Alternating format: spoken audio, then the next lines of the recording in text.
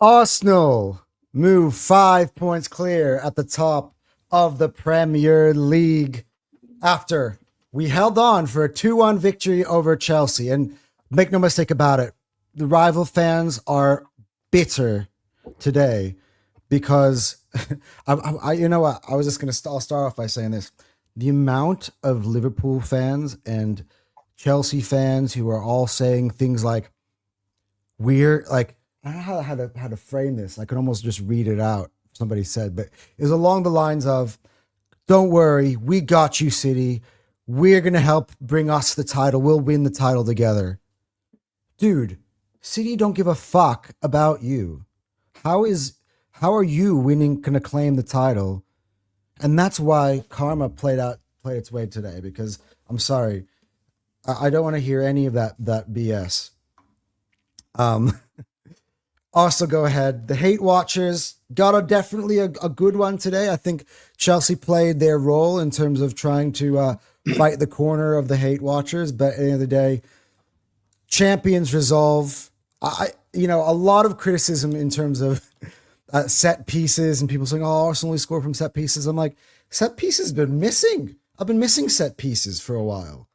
I felt like like today when we when we got the corners, I was like, oh, I would really love this one to go in. The first one, the Saka one, I'm like, yes, come on. I was praying for it. It just sucked its way in the back of the net. By the way, still don't know why. By the way, my score predict thingy on here is so wrong. Saka did not score in the 21st minute. That was William Saliba. I'm going to fix that in the background here. Did not even notice that. It's been right next to me the whole time. I haven't even noticed that. Wow. Definitely need to fix that one. And I will reapply that. But yeah, speaking of which though, Saliba also take the lead. Saliba corner. I actually think it kind of I think it's an own goal, to be honest. I don't know how. I think because it was going in already. It was kind of going in already. If Sarr's not there and doesn't block it, it's a Saliba goal. I guess that's why they gave it to him. Yeah, I know, but good way to start the game. I felt that Arsenal at that point, by the way, could have blown Chelsea off the park. I thought we had so many times we were just cutting them open. Gyökeres was getting 1-2s everywhere, left, right, and center. Connecting with Saka, connecting with Trossard, connecting with Eze in certain times, and we were creating some really nice interplay. Man, Eze, bro. Get that first touch sorted. I actually, honestly, you just take that touch really nicely. You could have had another bracer hat trick today, Eze. I've got to say, Timber, you got to shoot when that ball comes to your feet. Arsenal really, really should have been light years away from Chelsea in that first half. And then, Chelsea get a grip in the game. By the way, in the commentary box today, Conor McNamara was saying it very well, which is Arsenal will be very happy that Chelsea been far away from David Raya's goal. And they didn't have a sniff of anything. Chelsea fans are going to go ahead and they're going to claim like, "Oh, we were the better team today," all that type of stuff, forgetting that the first half we absolutely battered them. Like in terms of controlling the game, we kept them far away from the net as possible. Right? They got a moment there where they won a corner. Controversially, we can talk about it. I do actually think that the referee should have given them a penalty for Rice handball. Rice gets away with it.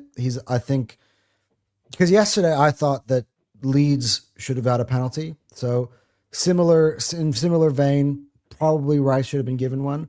But regardless, they do score from the resulting penalty. It's a Nketiah own goal, 1-1 at halftime, and then Chelsea had the better share of the second half. They really were the team that came out with the push at the start of the second half. Reece James, again, those deliveries were scaring us. We looked shaky from the corners. It's all about the delivery, man. It's all about that delivery. Again, and it is all about the delivery, and Declan Rice delivers it perfectly. Jurrien Timber, 2-1. And then I think the game goes in our favor at that point. Martinelli, by the way, I don't know what Neto's doing. First of all, he's arguing with the refs about. So funny. He's arguing with the refs about the fact that he felt that that Sanchez was impeded fouled. in the Yeah. was fouled in the at the corner. Right. He gets booked for dissent. 3 minutes later, by the way, Martinelli doesn't just beat him twice. It's like He beats three him times. three yeah. times, hmm and then eventually he just fouls him. He says, "Yeah, I'm done with Straight this." And that was it. Not realizing he literally, and I felt Arsenal had the advantage of that game. I felt like we were going to win at the game, but I was wrong because I thought from that point on, I thought actually there was a good 10-minute period where we had him locked in. We should have really taken some more chances again to kill the game off. We didn't. And then for some reason we back off, and Chelsea with 10 men have us pinned back. They have some. There was one time when the ball went in the back of the net, although João Petro was like way offside. I didn't even flinch. I saw it. I didn't even react. I was like, "Oh, he's way outside." I knew it. I was fine. I was like, "No, we're good." It was just the idea of the fact that why we're constantly giving them the ball while they're constantly allowing them to have it. And of course, it's on them to capitalize, and to get push for that second goal. But we have the man advantage. For me, we needed to be just recycling the ball again. We're back out here again where I was talking about it. I'm in the Wolves game, and this time it doesn't come back to bite us. But 2-1 up in the Wolves game there, I felt like we needed to be recycling the ball and just running out the clock. And we didn't. And this time we hold on. We win 2-1. Huge win after City's result yesterday. Let's not forget, we had drawn to Wolves. We felt like the world was falling apart. And both of us, by the way, I got Jake here, by the way, from the start, because I have a reason to tell you that for in a second. We've got some big news on this channel. And I was just waiting for more and more people to come in before I share that across with everybody. And I'll get there in a second. But we were saying after that Wolves game, we needed to really beat Chelsea and beat Tottenham, obviously the game before that. And if we were to do those things, we would really be shifting this title race in our favor. Don't let negative Arsenal fans tell you otherwise. Don't let rival fans tell you otherwise. I'd say everyone was banking on us dropping points after that Wolves game. Oh, Tottenham and Chelsea, you aren't making a lie. That's it. They were rubbing their hands together, hoping last week was the weekend where City went ahead, not to be, and they were banking even more that this was the game where City would go ahead, and it was not to be. And Arsenal are still top with 9 points clear. We have another big one, I think, on Brighton. By the way, fix the scorecard on the there it is. Now. There it is. We have another big one with Brighton. It's a game that City lost. We were talking about That's right. the table in common games. That's a massive one. This is 2 points we've gained, by the way, on City in terms of games that they dropped points in. We picked up all 3. Brighton is another one. I think these 2 games in combination, I think we get Brighton with 3 points of the line on Wednesday. And I think we are in a really, really good position in terms of what fixtures we have versus what fixtures they have. And we'll talk about a lot of things. Champions League draw comes into so much to cover today. Firstly, before I get Jake involved and get his thoughts on the game, I do have a big announcement in terms of the channel. And it's very, very, very heavy heart for me to say this. But if anybody guys have noticed, Cal has not been around since the Wolves game. And, a lot of you guys have asked questions, what's going on with Cal. And to be honest, up until yesterday, just to be frank, I was very sure that Cal would be back, that Cal just needed to have a bit of a breather. This YouTube game is hard, but unfortunately, Cal told me, yesterday that he won't be able to really take part in the channel in terms of, he's actually walking away from YouTube full stop. So even Cal Gunner TV is really going to discontinue its videos, and he's not going to be on the terrace anymore, any of that type of stuff. So it's really sad. Like, Cal honestly is one of my best friends on this planet. we decided to make this podcast together. And we've really been gaining momentum and building a beautiful channel. And all you guys are here because of what, me and Cal have built. It's been an honor and a pleasure to be his co-host, to make this channel with him. And this channel is not going anywhere. Honestly, I think this channel's got so much more to grow, and we're going to build it. And I want to thank so much. I woke up this morning after having shared the news to so many personal messages, getting like, "Hey man, I've got your back. If you need me at any time, I'm in." I've got one sitting right next to me who right away, threw his hat in the ring and was there to support me. And so I thank Jake and I thank by other people who will show their faces on this stream in the coming days and weeks, to help fill a massive void. Let's not make any mistake about it. In Cal, and it's sad. I've always kind of felt like, me and him would be doing this show together for years, and he's going to focus on other things in his life. But yeah, we move on. And dude, I'm not going anywhere. Different. I think a little bit different with me is that I'm a very ambitious person. I've got the fire in my eyes, and I want to build this platform as big as I can, regardless of who's going to be on beside me in the future. We'll figure all that stuff out. Could be Jake, could be some others. Could be a combination of many things.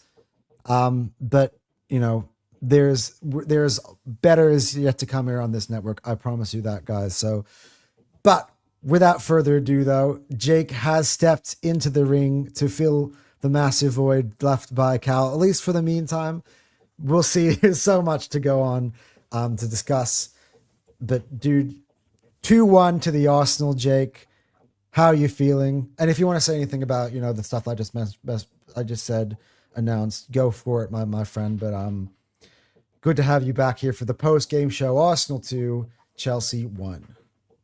Yeah, obviously massive boots to fill, as you say, and I won't do it alone. I'm sure there'll be plenty of people here on the channel helping out, of course, every single time. And big up to Cal. And, always, you got to think about, your mental health first and the mentality of things you're going through. And so we definitely hope that Cal, all the best for him, of course, every single time, of course, But as for today, feeling great, man. Absolutely feeling amazing after that. And I thought that the performance is what I asked for, at least mostly. The first half was exactly what I was hoping. Press really high, cause mistakes, make Sanchez hit it long, win second balls. Bread and butter stuff. And I thought we did that phenomenally. Obviously there's some questions around our finishing, but like it says right there, set piece again, ole, we'll get it done. However it matters. And especially now, there's no more, are we going to get in a rhythm, or maybe someday it'll click or whatever. Nah, none of that matters now.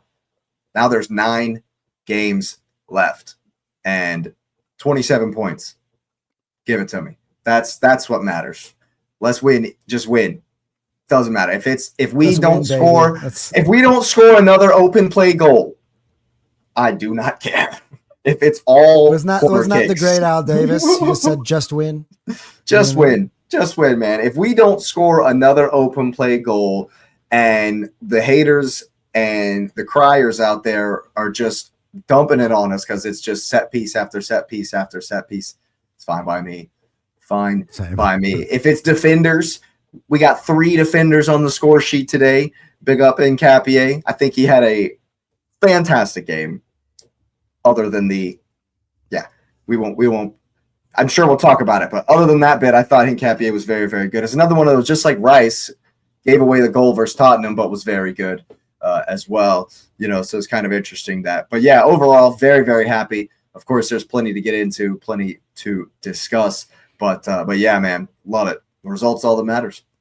Yeah, dude, I echo that statement. And as I said earlier, in my opening monologue about the haters, and I've got one here in the comment section. All I know is that Manny and I are at top of the table since 2026. Just FYI, you sounded like an Arsenal fan. In I was past just years. Thinking, man. I was just we thinking. Always used to be like, oh, we were top of the calendar year. Like, did we win any trophies? No. No, indeed. Um, No, yeah, indeed. and yeah, I know, David. So I should have messaged you about that. It's been a whirlwind.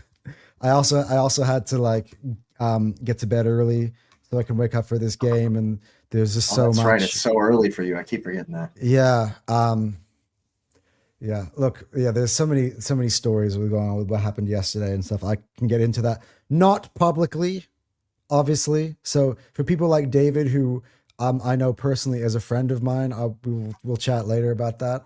Um, but yeah, again, yeah, unfortunately, I asked Cal. I was like, "You want to come on and speak to the people before you go?" And he's like, "You know what? Like, honestly, I think it's just he doesn't want to get sucked into having the football talk." Yeah, I understand. Because You then he'll you be know what I here all mean? day. Yeah, and he'll want to come back. Yeah. So he's like, I think it's just best I just I just walk away and I'll be back. He said he promised me he'll be here in the live chat at different times to support the channel. So he will be there, and when he is, guys, make sure honestly all you guys give him all the love and support in the world. Like, he's my brother, and without him there's no Fire Them Cannons. It never would have been. So yeah, I've got nothing but good things to say about him. But yeah, by the way, Rookie, you in here every single time. Before we get into any Yeah, other stuff, Rookie. I want to get into, by the way, some of the post match interviews. Arteta had things to say about the game, so I got clips to play and stuff. I will do a proper post game show, a reaction, everything. We'll talk about Chelsea, their part they had to play in this game, because I do feel like it's so funny. I spent a lot of time insulting Chelsea, and I felt like this was my chance now that we no longer really have to play them, and unless they do the craziest thing and they make the Champions League final, we don't have to play them again for the season. So now's my chance to really hit on them without karma doing me in.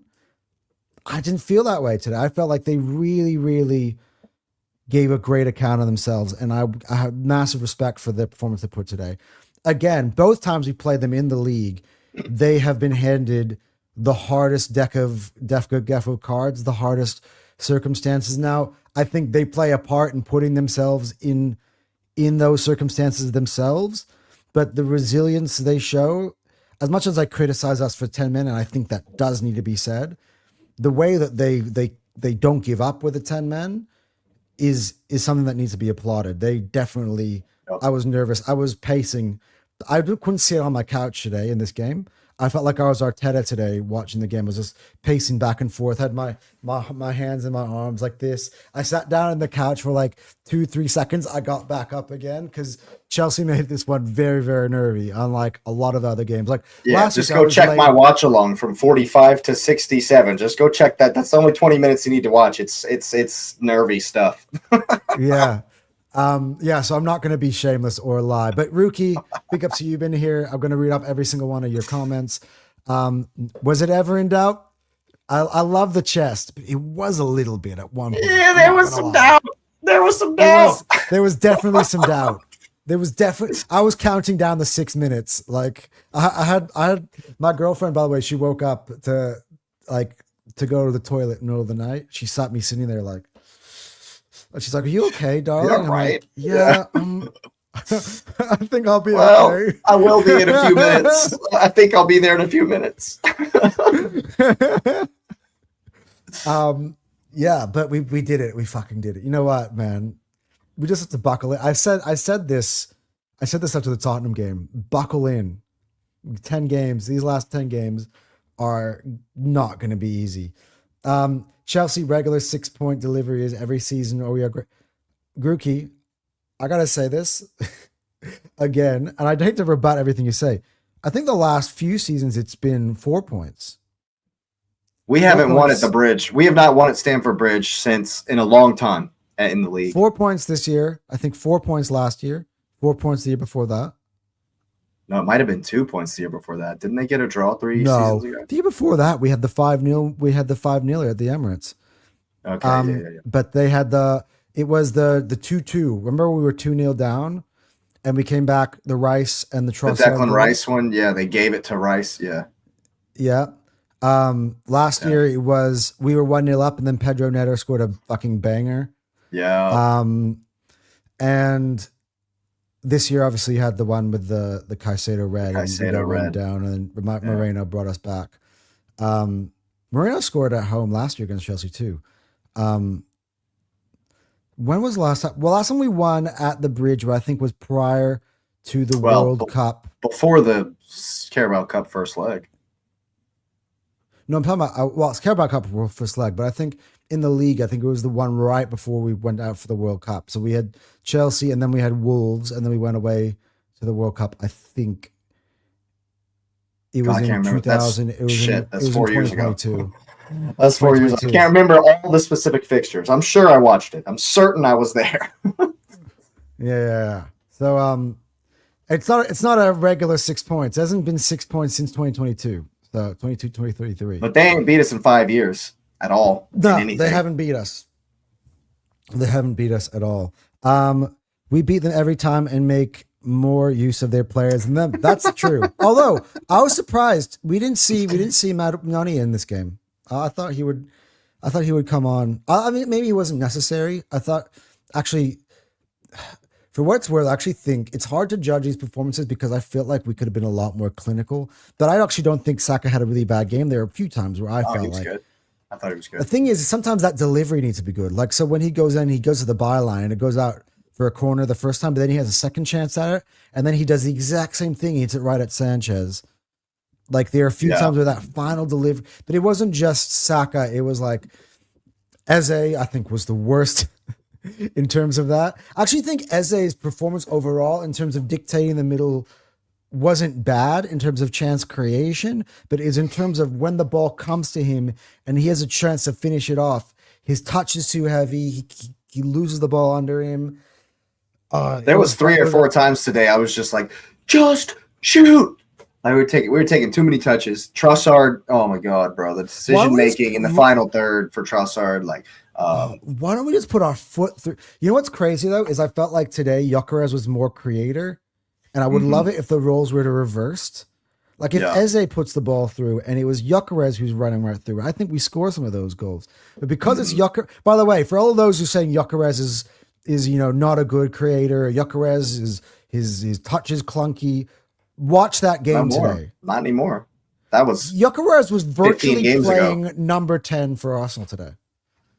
Oh yeah, he's on my thumbnail. I didn't really feel good about any kind of a man of a match. So he's on my thumbnail for my match reaction. I'm sitting there backstage, while Terry's doing his monologue, and all these people, Gyökeres was shit. No, the poor Gyökeres. I'm like, guys, give it up. What? Stop it. Stop scapegoating him. He was so good in that first half. He was fantastic in the first half. And we lose control of the game when he's off. Now, Rice needs to come off because you can tell he was gassed. And he was giving away corners, and you could tell like he was...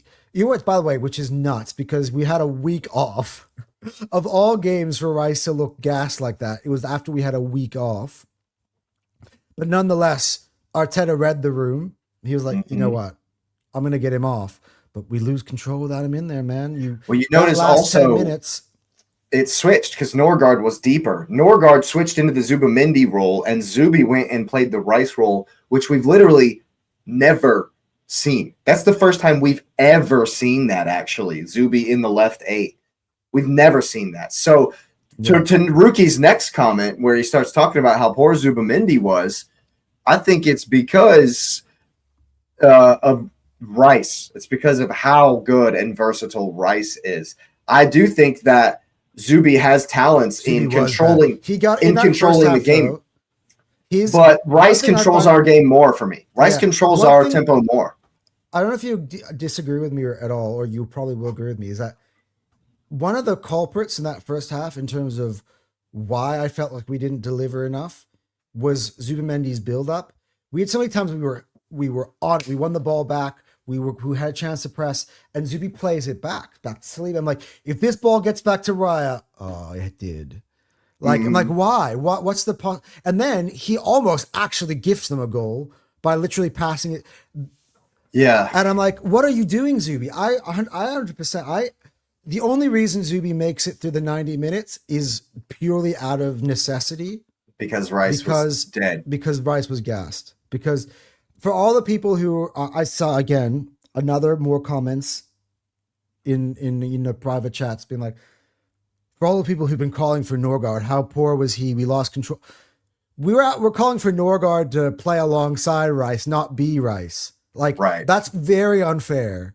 Like, I Yeah. actually, Yeah, that's Like- disingenuous as it could be. Yeah, that's not what we asked for. We got it, but not really. like, yeah. If I'm not even gonna get into the performance today because we won at this point. That's awesome. 100%. 110%. And let's not forget,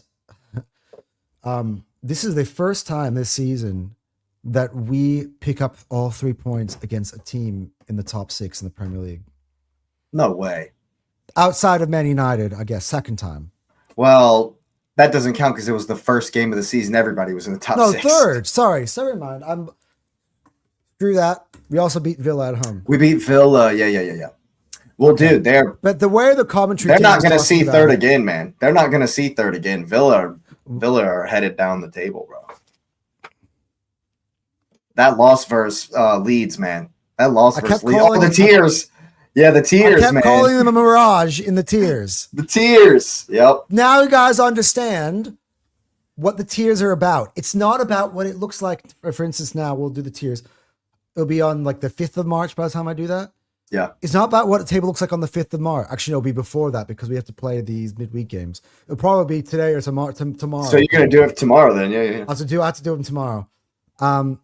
It's not about what it will look like on the 2nd of March or the 3rd of March. It's about what it looks like in May. That's what the tiers is meant to look like based off of what it is. So I never felt like Villa seriously were even finishing in third. It's where they are right now. People go, well, is it not like they don't merit that position? Like, yes, on the 2nd of December, but I'm talking about May. Right.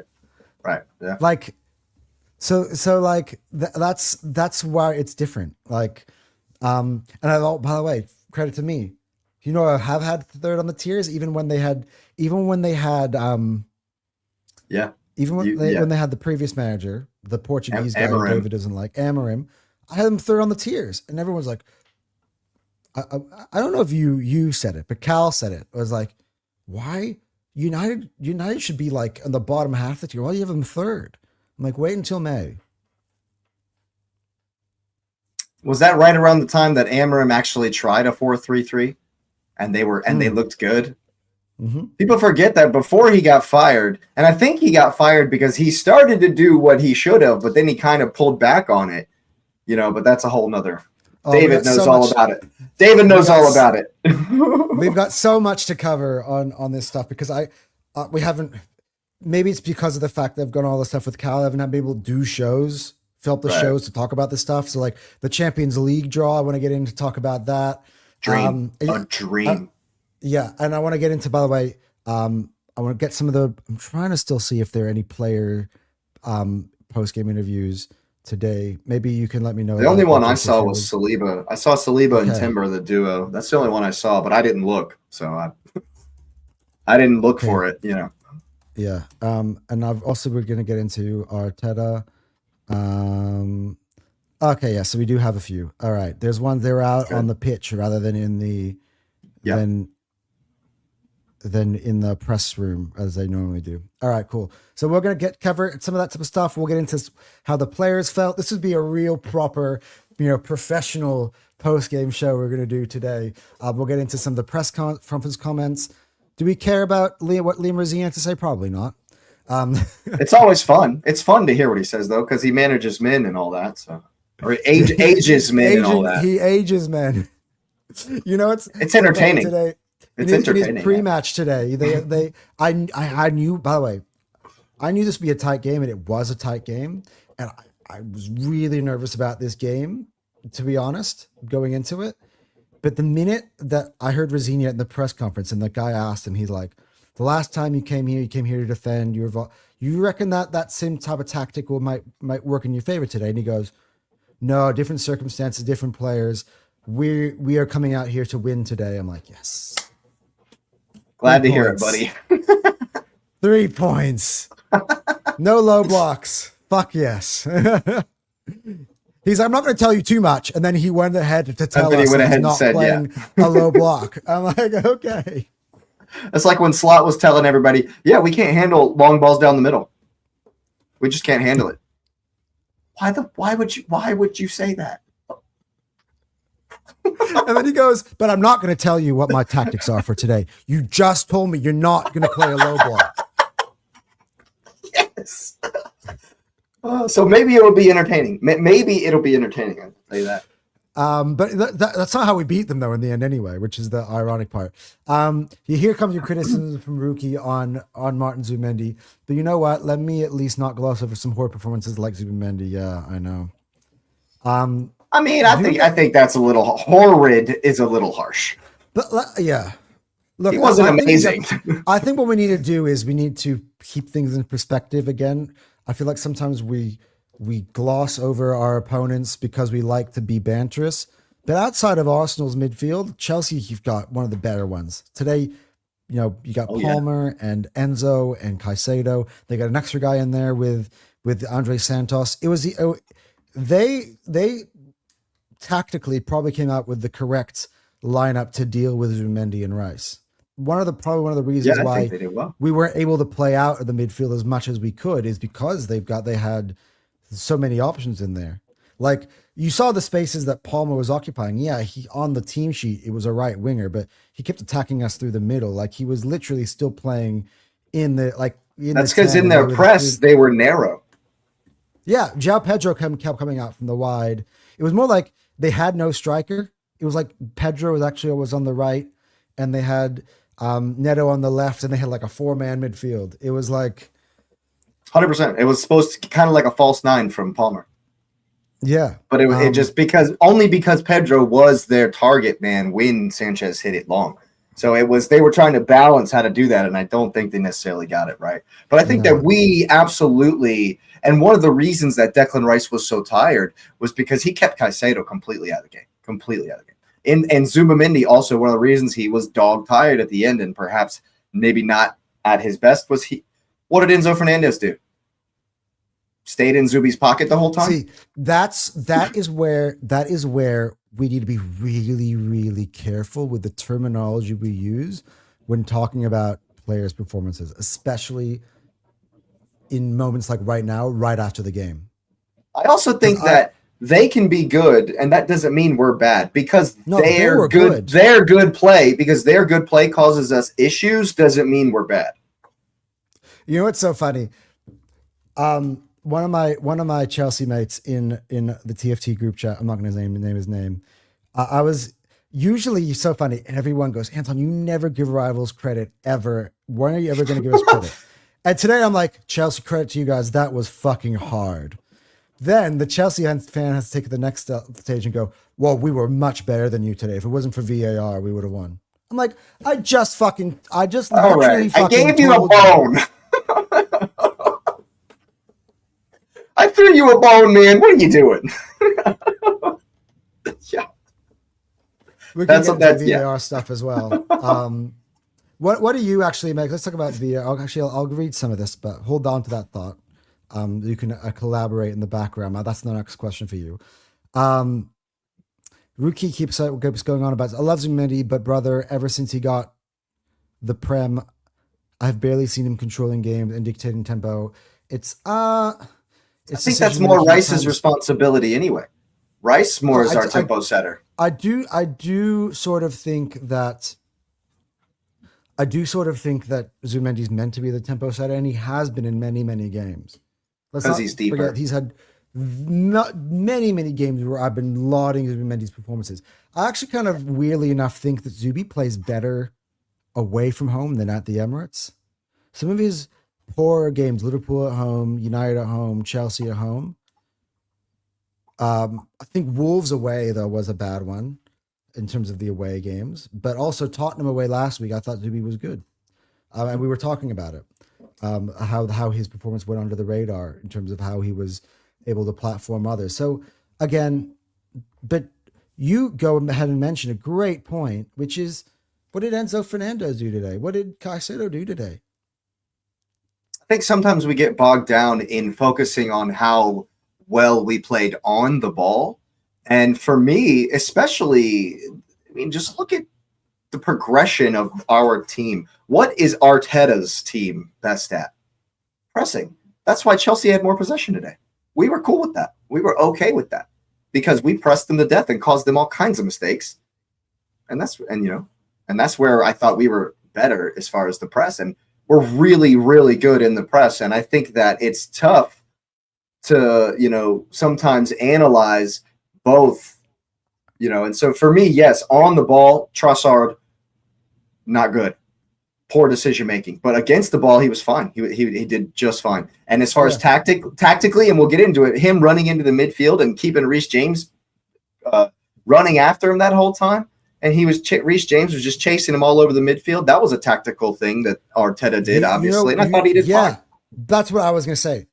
Thought it was fine. To all my Arteta criticizers today, because I saw lots, we need to hand out one tremendous moment and really big up Arteta for this. He recognized that Trossard and Reece James was a mismatch in their favor. Absolutely. He recognized that Martinelli, his pacing behind, could absolutely, crucially destroy them. He could rip them. And Neto ends up covering for Reece James. Playing and defense. That's what ends up being there, get a man sent off for that. Yeah, I think tactically, I saw it so many times. It was a pattern where Trossard would come back to get involved in buildup and get it off of Gabriel, get it off of one of the center backs, and Reece James followed him into the midfield, because if you watch how we try to move in front of the ball, Chelsea players, it was man-to-man.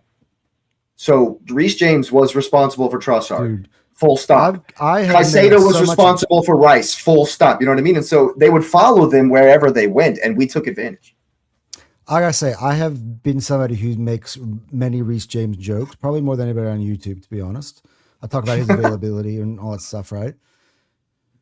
Dude, that's twice now we've played him, and he's been their best player by a mile. Oh. Let's shout out Trevor Chalobah, too, because I give Trevor Chalobah shit because he is normally shit. But today I thought he played very well as well. Battling with Victor. He won a couple of those duels versus Victor. Yeah. Absolutely did. I thought he was good. The other thing, by the way, we're talking about Martinelli being involved in Neto sending off. Do you know who wins the corner that we eventually get? It was Martinelli's pace, getting in behind. He goes one-on-one with Reece James, and Reece James puts it out for a corner. Or a Sarr, one of the two. Anyway. Because he was being more direct, and he was getting in behind that Trossard was not doing. And he won us the corner that eventually ended up being the winning goal from Timber. So Arteta, that switch... We needed it too. It needed to happen too. I think it was, yes, credit Arteta, but I was even calling for it. It was a very obvious thing to do. I think that was the obvious thing to do, and it was right after Trossard played the ball to flipping right to Caicedo when we would have had a 3v2 going the other way. Or no. It was one in the second half rather, where Trossard played it too far for Timber. It was a horrible pass, and I was like, get him off, and immediately production switched to Martinelli. Yeah. I think yes, credit Arteta, but it was the obvious thing. Now, there were some other changes in the game. By the way, I want to get to Arteta within the next 60 seconds, what he had to say about the game. But the criticism I would have is the Gyökeres and Rice double substitution. I think I mentioned it already a little bit. Rice had to come off because he was gassed. It was obvious. But honestly, again, the disrespect to what Gyökeres brings you off the ball is crazy. Why you're going to keep Eze in the team where he's been very frustrating? We know Havertz and Gyökeres have a good relationship playing together. Havertz had to come on for sure. It's not the Havertz on. By the way, it's better Havertz on than Jesus on. But put him in for Eze. because Eze, for me, again, off the ball is a liability. So we want to closing out this game. Why not do that?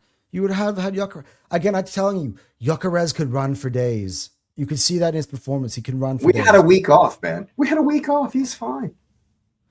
Anyway, let's get to. Okay. Oh, so many people are asking me about Cal. I keep getting messages even now. I need to do screen share. Let us get into what Mikel Arteta had to say today after. This is his interview. I'm just going to wait till this YouTube ad goes by.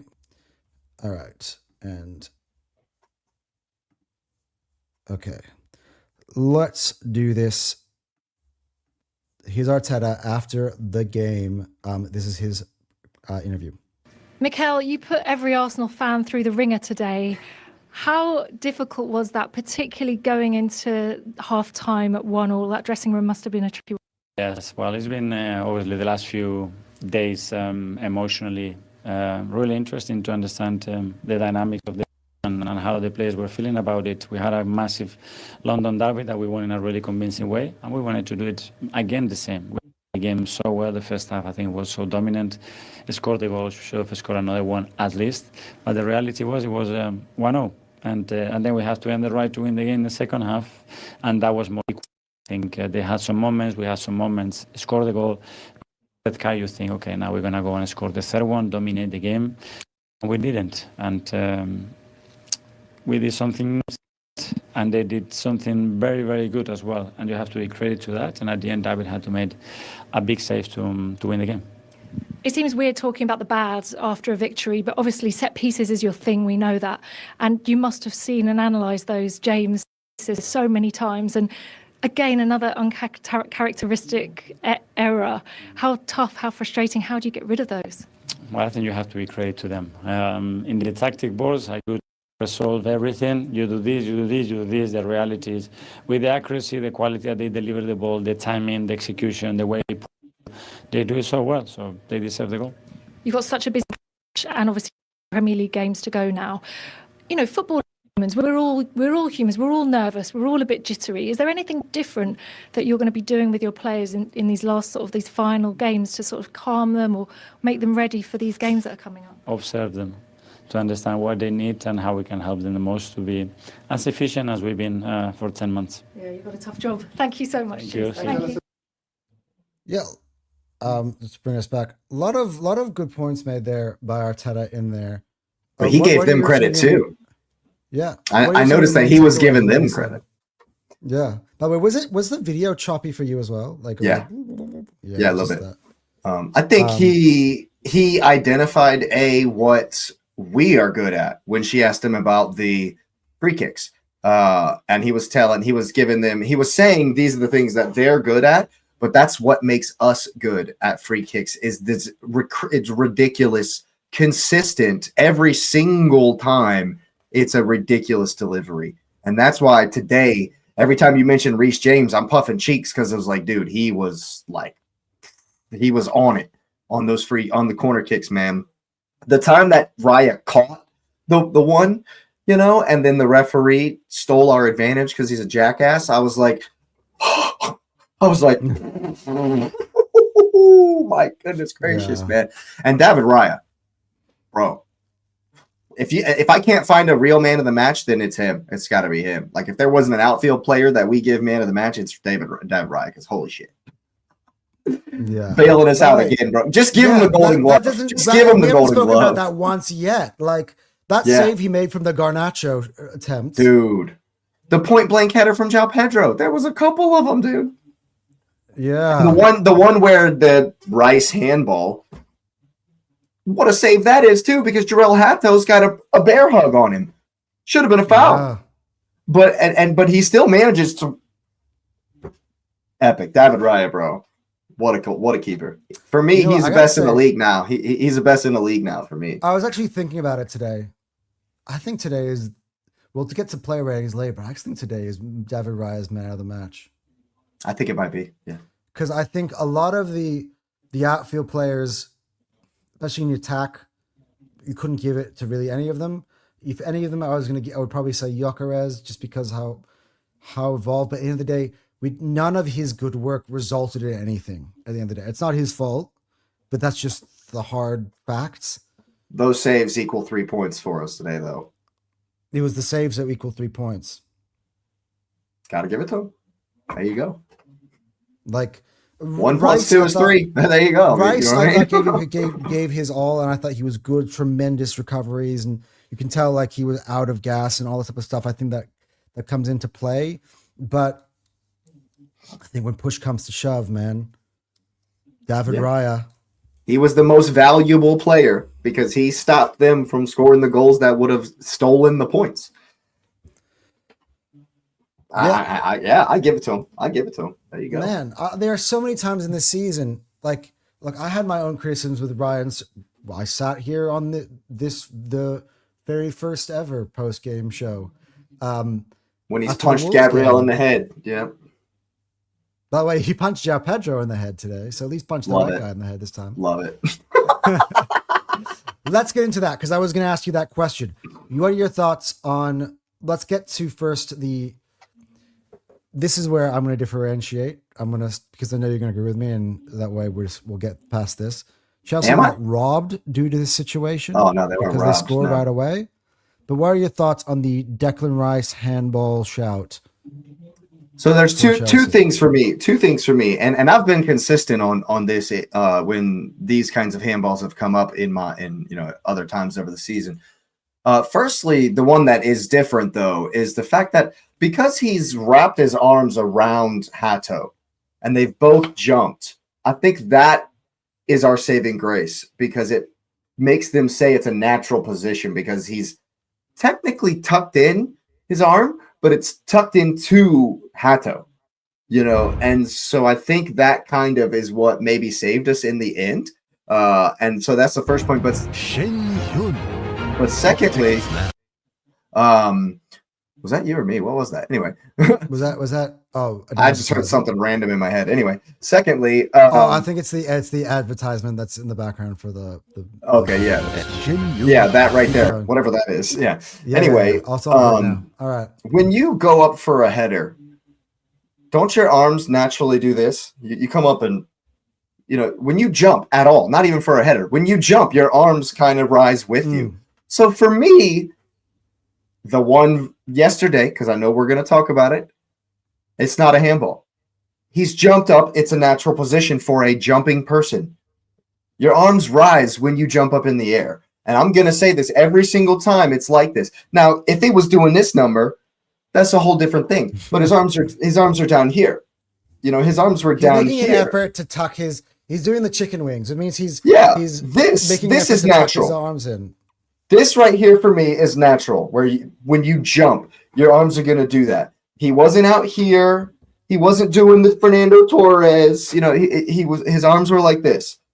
And so I think it's a natural position. And it's something that I personally don't like in the Champions League. The commentator on NBC, I was watching the Peacock stream, he was saying that in the Champions League, it's dynamite handball all day long. And he's right. He's absolutely right, because they would have. It's so cheap. It's so cheap in the Champions League. I've seen it a couple of times, and I disagree with it completely. That's a natural position. When you jump up, it's natural, and I think that needs to be reviewed in the PGMOL end of season meeting or whatever. The natural position thing needs to be reviewed.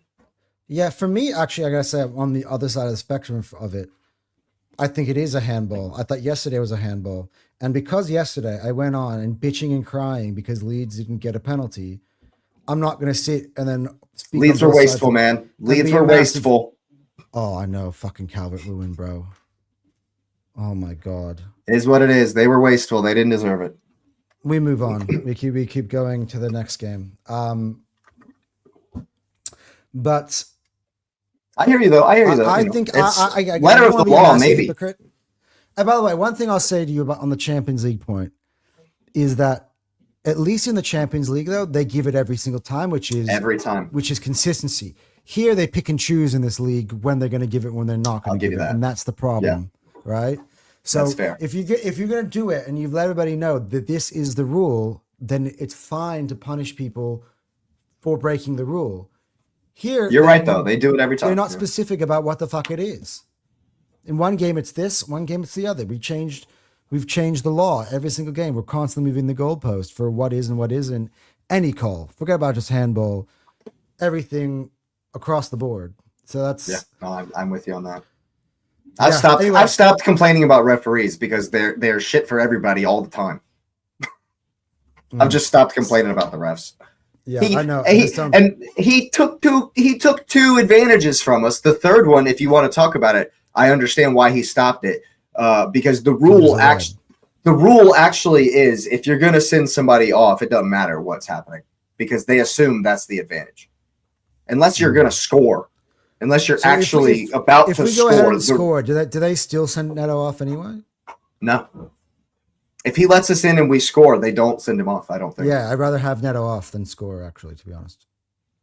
And so that's, by the letter of the law, the advantage is the red card, and so they will always stop it. For now me, the other two was stupid. I was pissed. The other two were dumb. But if you're going to stop it to send somebody off, yeah.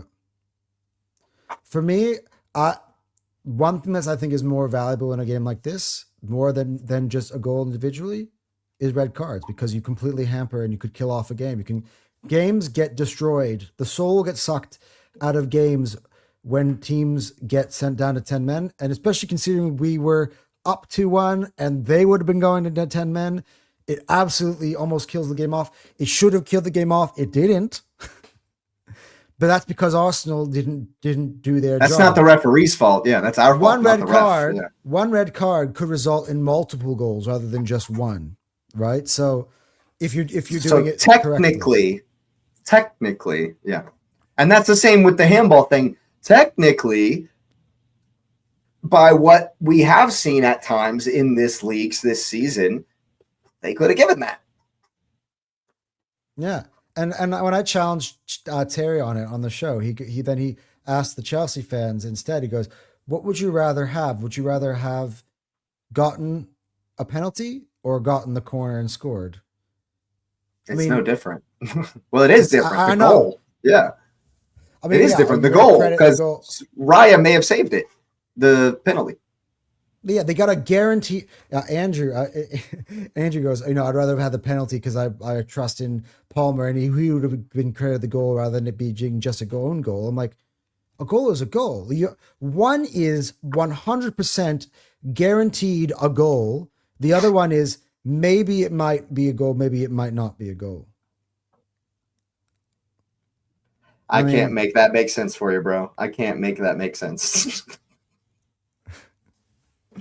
Man, that's welcome to my world. This is the football terrorist thing. And these are, by the way, Andrew's in my group chat. Big up, he's a good guy. He's actually a really, really good guy. These type of the arguments that we have with Chelsea fans in our chat. Of all the fan bases that actually are the most annoying, it's actually Chelsea. Oh, that's why I actually hate Chelsea more than Spurs. They're always comparing everything to us as well. Like even today, they can't fucking take a loss. I mean, wait, I gotta give credit for you guys. Like Kojo I love what he had to say, and then when he got up on the panel, like he was saying, if respect to Arsenal, you guys, whatever you did by Crook, you guys got the points, and that's what's important in a title race. So it was a great, valuable win for you guys, and that's all that really matters. You guys won, we didn't, and I'm like, yes, that's fair. And us as winners have gotten, you know what? Fuck, we won, but man, they were good. They made it hard. They made it very hard. I could easily do this. Fuck you, Chelsea. You guys are shit. You guys are terrible. Worst team ever, because you know what? Caicedo did nothing. Enzo did nothing. Palmer, this is nothing. What a bum, Pedro Neto. I could have easily done that because they don't play us unless they make to the Champions League final. And by the way, if we get them in the Champions League final, I'll take it. I'll take it 100%. I don't know, though. The momentum and belief they're going to have after getting through Paris, Madrid, City, Bayern, Liverpool. Fuck. We'll get into that later on in terms of who we would want on the other side of the draw. Yeah. I feel like, to be honest, we'll do that now. Just for a second. If I was going to pick any of them, I'm picking Bayern. Do you know why? Because Bayern were only one loss behind us in the table. They were meant to be there. Bayern don't have any extra, as you said, extra belief by beating those teams because the expectation is that they do beat those teams. So they go into the Arsenal game, Arsenal, Bayern, the best two teams in here. There's not one comes in there like being incredibly inspired by their Champions League run. No.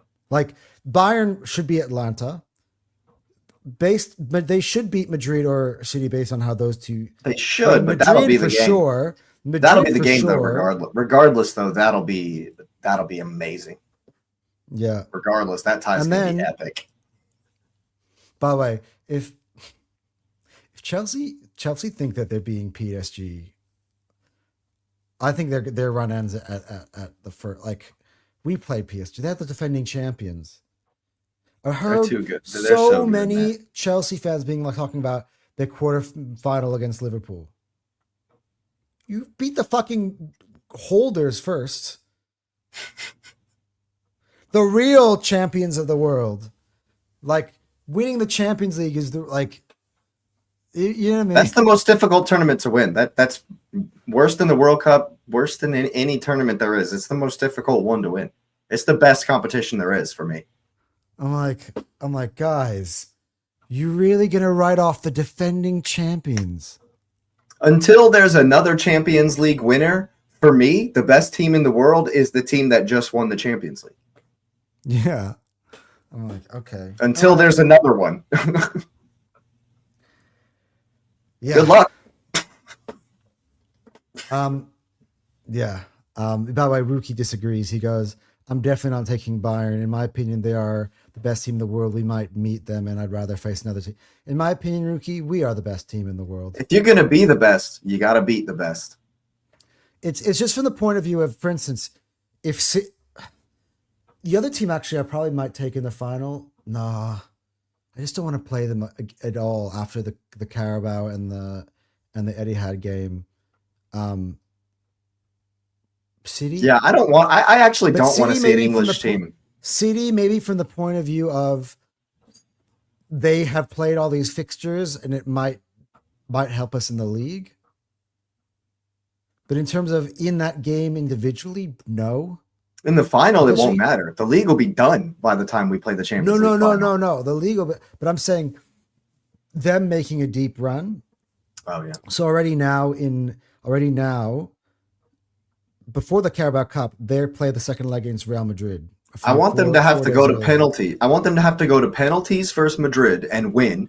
So they have to play balls to the wall, both ties the whole way, goes to penalties the whole way, and they win. And then I need it to be balls to the wall versus Bayern because they're in Bavaria for the second leg 4 days before we go to the Etihad. And I Boom. need that to be balls to the wall So too. if that keeps going on, let's say then they go on into a semifinal and they play any of the Liverpool above, Liverpool, or Paris. PSG, Chelsea, we'll throw that in there, right? Galatasaray.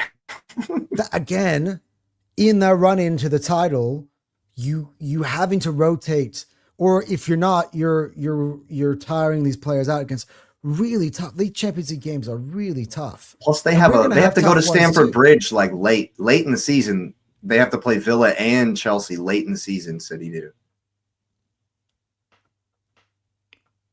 But that's There you go. that's the thing part. Like everybody going, like, they go to the Etihad. I'm like, We For haven't me- lost there in 2 seasons. but for me, this is why this Chelsea game is hard. Is big is a big win, and people aren't bigging it up enough. The ramifications of winning these last 2 games. Everyone's going to, oh, it's just Tottenham. Tottenham are in the relegation zone. No, they're the team that hates us the most in the fucking world, and we're playing them in their ground. It's a This is big another win. team That's a that massive hates win. us the second most in the fucking world, and we beat them at home. Like, dude, there's no teams with more incentive to try to fucking stop us than these two. These are the 2 clubs that I actually get why they want City to win the league. Right? Because right? For everybody else, I'm like, Liverpool, I don't get. Anyway, different topic altogether. Yeah. But that's a hard games. I think for me, this Brighton game on Wednesday is big. Massive. We get through that Brighton game. 8 games to go. The toughest. I mean, Newcastle come to us, but Newcastle look lifeless right now. And they have to go to the Etihad. And we even if we just get a draw in that one, but even after that Etihad game, those people are missing. City's got to play Villa. And we got like City's West got to Ham. play Chelsea. We have like West Ham and Palace, and hopefully West Ham will be good by then. I fucking hope to God, by the way, when City come to the bridge, that Chelsea give the effort like they did. Yeah, for real, man. They're gonna need it because they've just dropped to 6th place and they're 3 points back of Liverpool and they're in 6th place. Y'all come on. Y'all don't want another Conference League, do you? No, because you Come know on, why? Chelsea. They like their little freebie trophies that they can just hang over everybody's heads. Oh, look at us. We win trophies. You guys don't win any. I'm like, dude, when you play high stakes, we're playing high stakes poker. They're playing like with the chips, but the chips mean Yeah, nothing. we call them nosebleeds. That's what it's called. When you're going Nosebleeds, for thanks. the highest, toughest level of the game, Champions Leagues, Premier Leagues, that's what we're going for. Then there's a higher likelihood of getting up empty-handed. But I'm not going to brag about winning a fucking conference league. Oh, see, we win trophies. This is what fucking pisses me off about Chelsea. It's like you win the lightweight title and you're making fun of the heavyweights runner-up. I think that it'll be okay because I think PSG are going to beat them, and they'll obviously go for the cup. I think they'll get past Wrexham, and so depending on who they get in the quarterfinal or whatever, that's fine. I'm fine with that. But I think they'll be focused on trying to make a Champions League spot because they ain't getting. I doubt they're getting to a quarterfinal in the Champions League. So I think they'll be focused, and I think they might. I guarantee they'll still need the points when they come to City. Let's pull up the Premier League table. I'm gonna share. Oh yeah, they're in 6th place, man. They're languishing. Let me 6th place. Bump this thing up a little bit. So in there you terms go. of the table, obviously Arsenal 5 clear, 64 points. City on 59, but we do have the game in hand. Brentford right behind them, dude. Yeah, look at Chelsea. Yeah, 45 points. Man United right now are in 3rd on 51. Villa on 51. They're Goal 6 difference points there. behind United now, and behind Liverpool they're 3 points behind. But they're level with them coming into the weekend, and obviously all of the results went against them. Mhm. So I think you're probably Villa is their next game. Except for the Villa one. Villa play Villa next. Villa at Villa man. Park. Villa at Massive. Villa Park.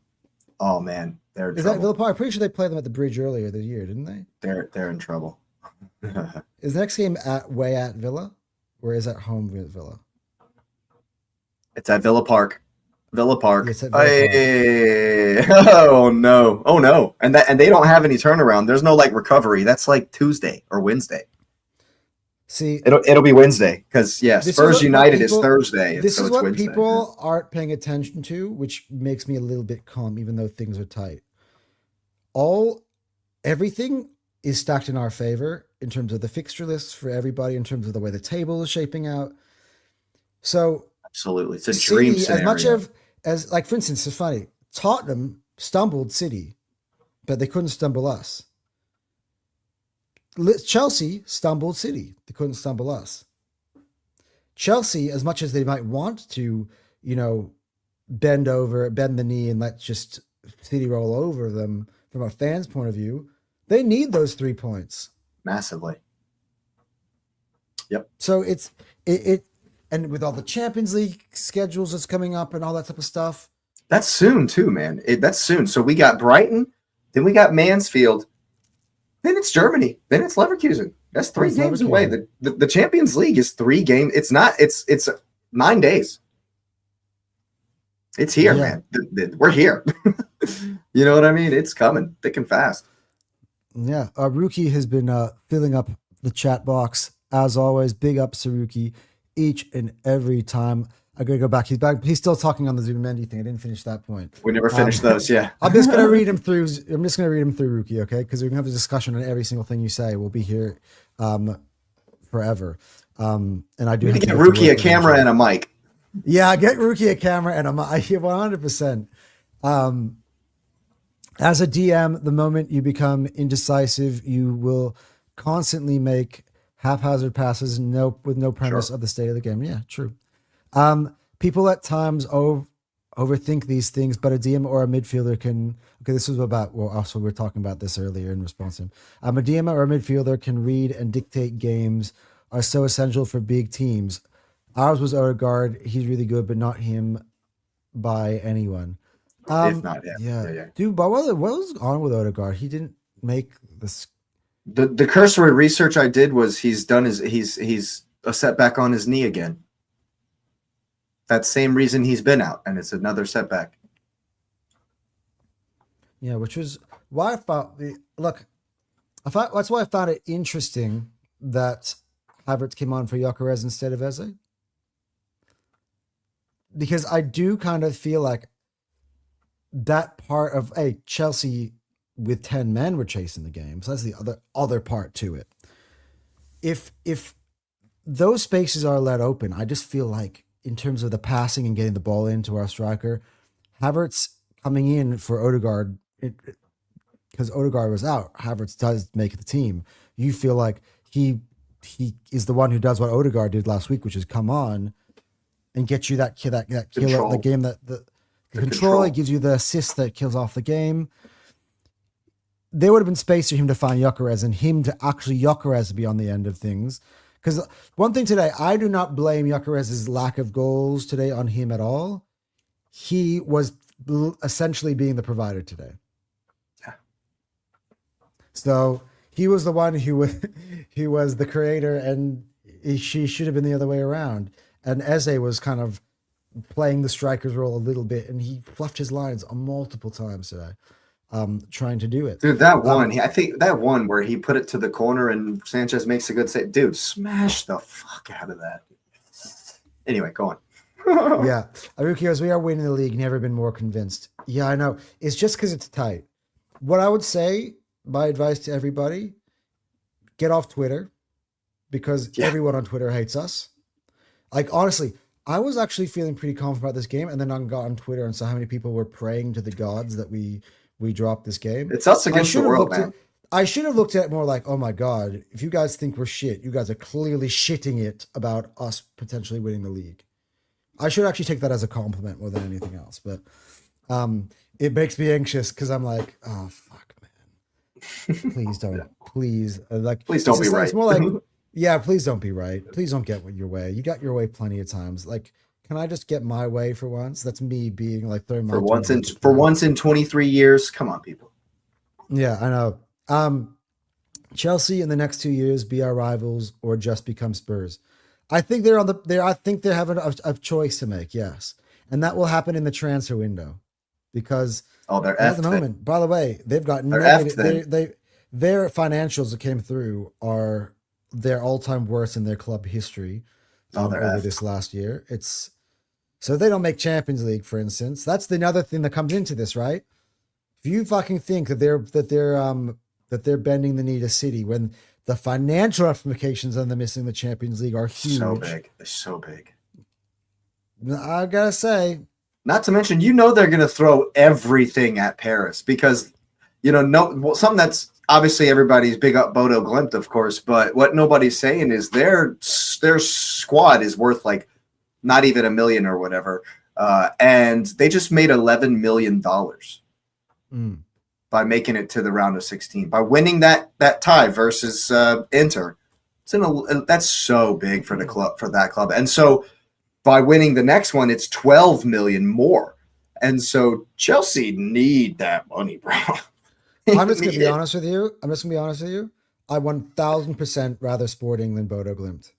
I know a lot of people go Bodo Glimt, whatever. I don't want to go up to fucking freezing Norway. Bodo are going to beat Sporting. Bodo, but Bodo's going to win. I want Sporting because I know Gyökeres is getting a hat trick in one of the legs.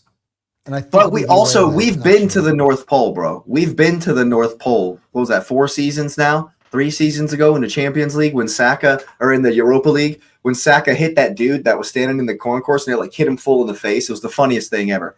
I think it was a fuck, draw. I don't remember the result, but we've been there. I don't want to go We've to been the there. North Pole. I want to go where Victor Gyökeres notoriously has been good, which is in beautiful sunny Portugal. And we With owe them great one weather. too. And the fucking president, the way he spoke to Gyökeres on the way out the door and the way he held him to ransom. Gyökeres We owe is Sporting going- one too. Gyökeres is scoring. Actually, I'll give you a prediction right now. 5 goals over the 2 legs. He'll have a hat Love trick in Lisbon and 2 at home. Love it. A, because he's good against Portuguese opposition. B, because it's his former club and the way they treated him to leave. I would love it. telling I would you, love man. every bit of that. I would love every bit of that. I'd much rather Sporting Lisbon than Bodo, because then otherwise we're going to the fucking North Pole, to Norway, and I don't want to do it.